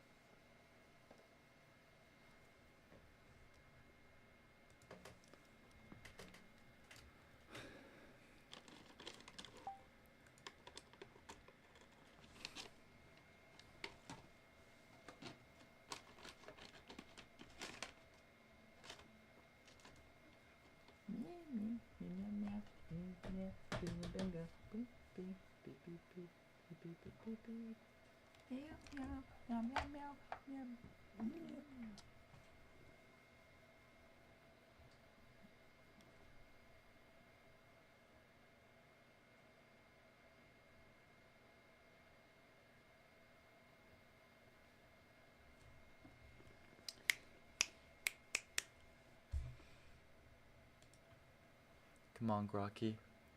Lock in, Grocky. Come on, Grocky. Lock in, Grocky.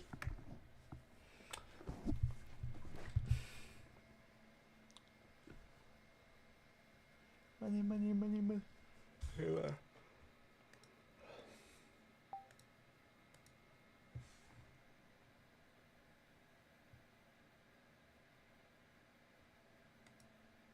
Let's say you're at the airport. You're waiting in line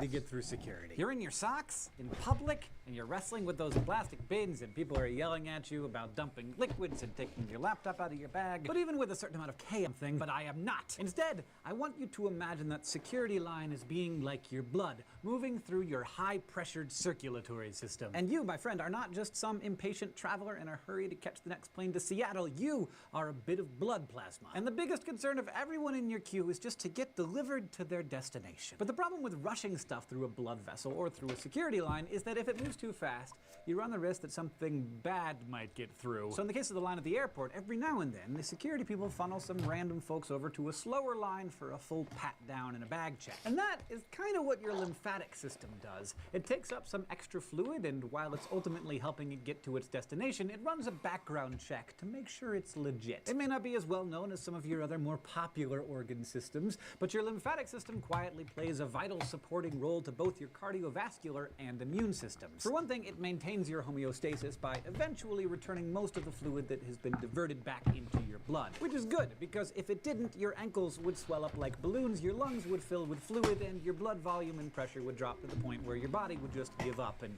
you die. But the lymphatic system isn't just another security line. It also has a series of checkpoints that are staffed by special security officers that have the ability to take care of small infections on the spot. Or if they really don't like the looks of what they've found, they can alert the whole immune system to take it down. So for keeping your blood volume levels where they need to be, for keeping you from collapsing from low blood pressure, and for preventing you from dying from a staph infection every time you scrape your elbow, you have to thank the unsung hero of your anatomy, your lymphatic system.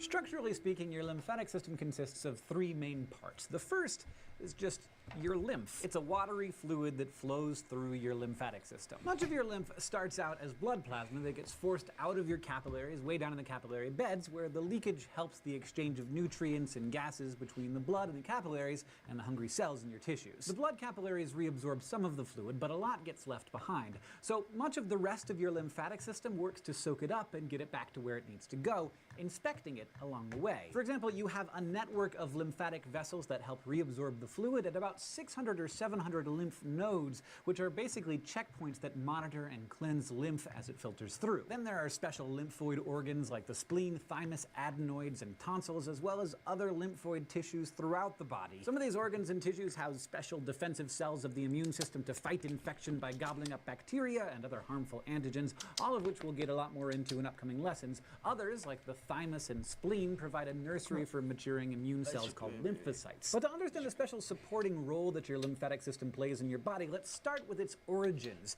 in the capillary beds of your circulatory system. You'll recall that these beds are where the capillaries carry blood from your arterioles and your arteries before that, and feed blood into your venules and eventually your veins. This is where the transfer of nutrients and waste takes place, as blood pressures force plasma out of the arterial end of the capillaries and into the interstitial fluid between the cells of whatever tissue you happen to be in. And most of that fluid gets drawn right back into the capillaries on the venous end thanks to osmotic pressure. But some is left behind. Of the 20 liters a day that's forced through the arteriolar end of all the capillaries all over your body, venous end. Those other 3 liters, that becomes your lymph. It's almost immediately picked up by nearby lymphatic capillaries that wind their way in and among the blood capillaries, and they're really well suited for their job. Lymphatic capillaries are made of loosely overlapping endothelial cells that look kind of like roofing shingles, forming little flap-like valves that only open in one direction. So when the pressure in the interstitial space becomes greater than the pressure inside the lymphatic capillary, the flaps push open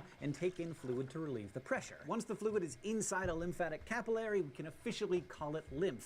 Then it flows through successively larger lymphatic vessels to collecting vessels and the larger trunks, and finally into one of 2 big ducts that feed back into the lowest pressure area of the circulatory system. The right lymphatic duct drains all the lymph collected from the upper right area of the torso, as well as the right arm and the right sides of the head and thorax, and feeds them all into the internal jugular vein. The larger thoracic duct takes lymph from the rest of the body and dumps it into the subclavian vein. Overall, these vessels work a lot like your veins do. They operate under very low pressure, have a series of valves that prevent backflow, and are helped along a bit by smooth muscle in the vessel walls that keep the fluid moving. Okay, so the lymphatic system takes extra fluid that's squeezed out of the blood capillaries and basically mops it up. That sounds handy, but as a living thing that wants to stay alive, what's in it for you exactly? Well, remember, we're talking about recovering 3 liters of blood fluid per day. That's more than half your total blood volume. If that weren't returned to your circulatory system, you'd be looking at a serious drop in blood pressure and little to no oxygen delivery or waste pickup. Plus, any blockage in the lymph system, like from a tumor that obstructs one of your vessels, can be really dangerous, resulting in edema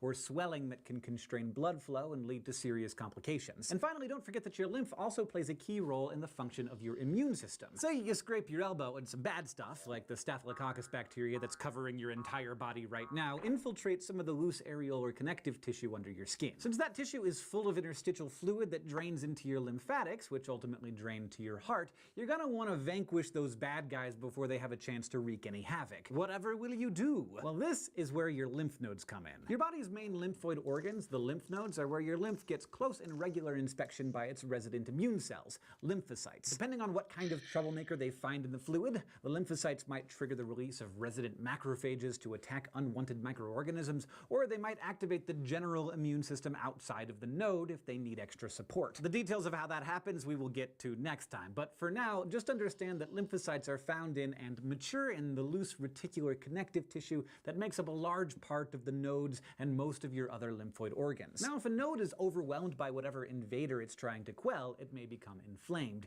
You can actually feel some of your nodes if you poke around the sides of your neck. They feel like little bumps.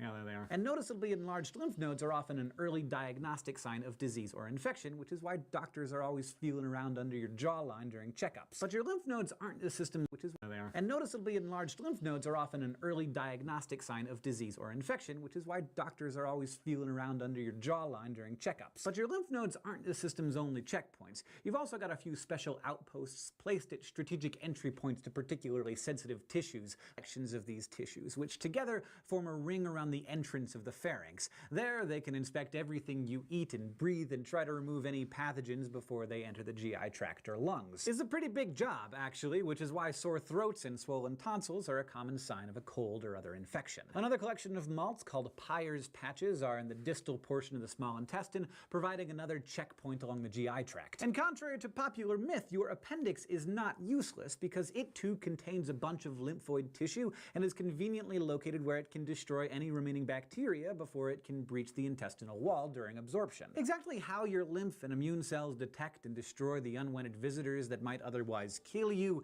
is what we're going to be talking about for the remainder of this course. But for now, you learned how your unsung lymphatic system supports cardiovascular function by collecting, filtering, and returning interstitial fluid back into the bloodstream via a system of lymphatic vessels. We also talked about the system's major role in fighting off infection and how lymph nodes and other lymphoid organs and malt areas house antigen-attacking lymphocytes that provide crucial support to the immune system.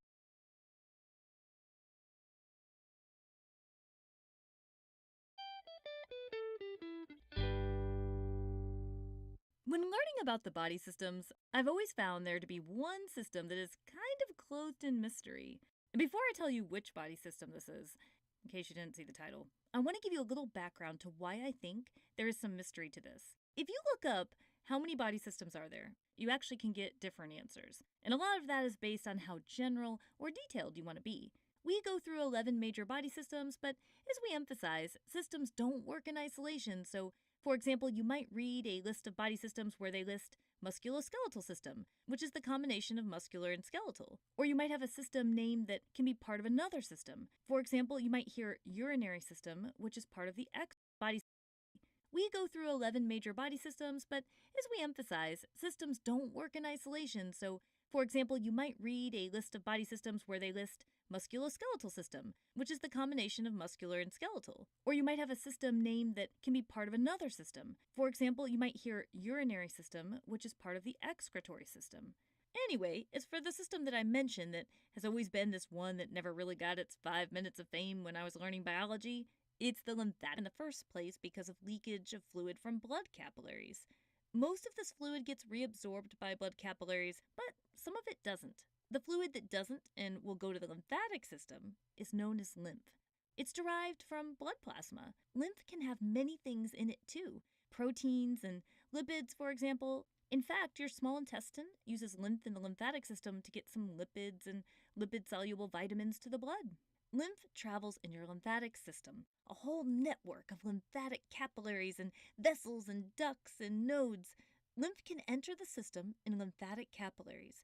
You'll find lymphatic capillaries in almost every tissue of your body.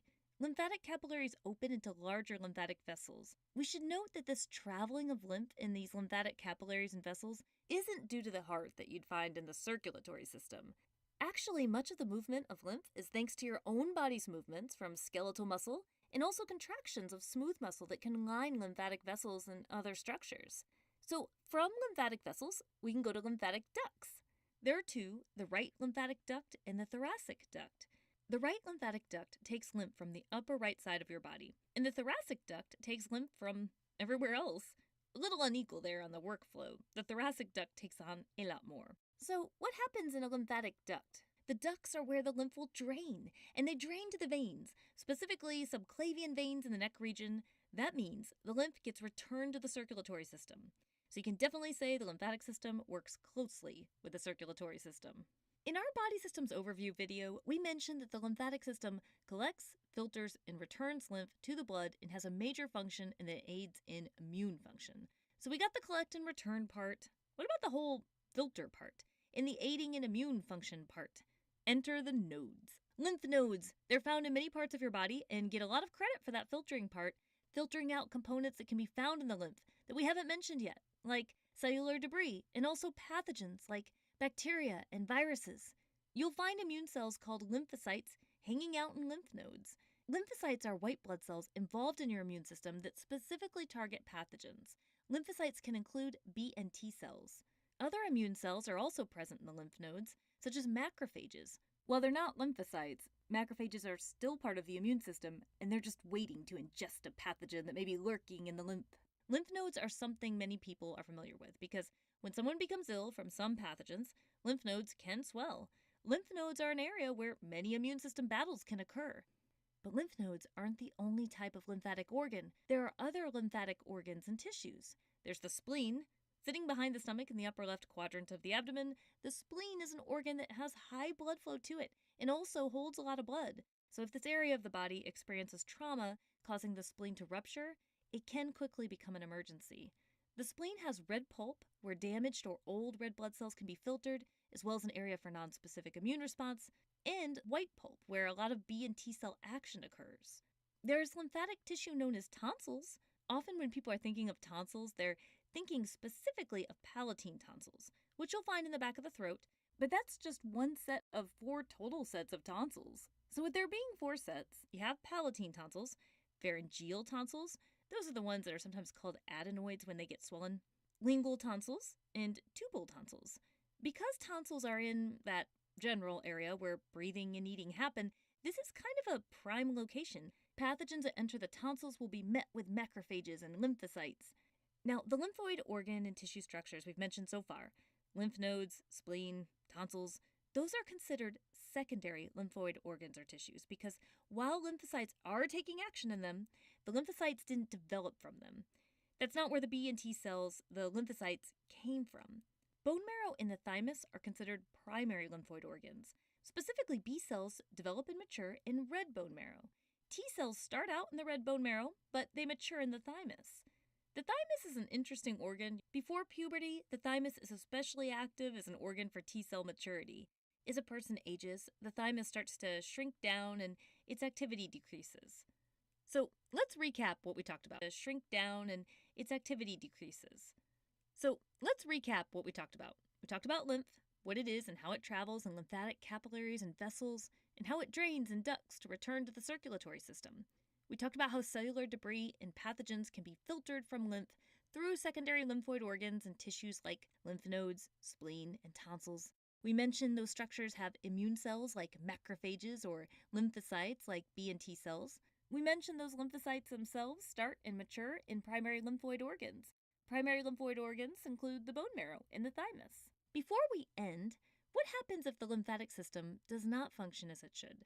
If the system is not functioning well, the traveling and draining of lymph can be compromised, and potentially lymph can collect in tissues where it shouldn't, leading to swelling. This swelling can be referred to as lymphedema. Many different conditions that affect the lymphatic system can cause lymphedema. In a disease called lymphatic filariasis, a parasite can be the cause of lymphedema, specifically a microscopic worm, or if we want to get a bit more specific from our animal video,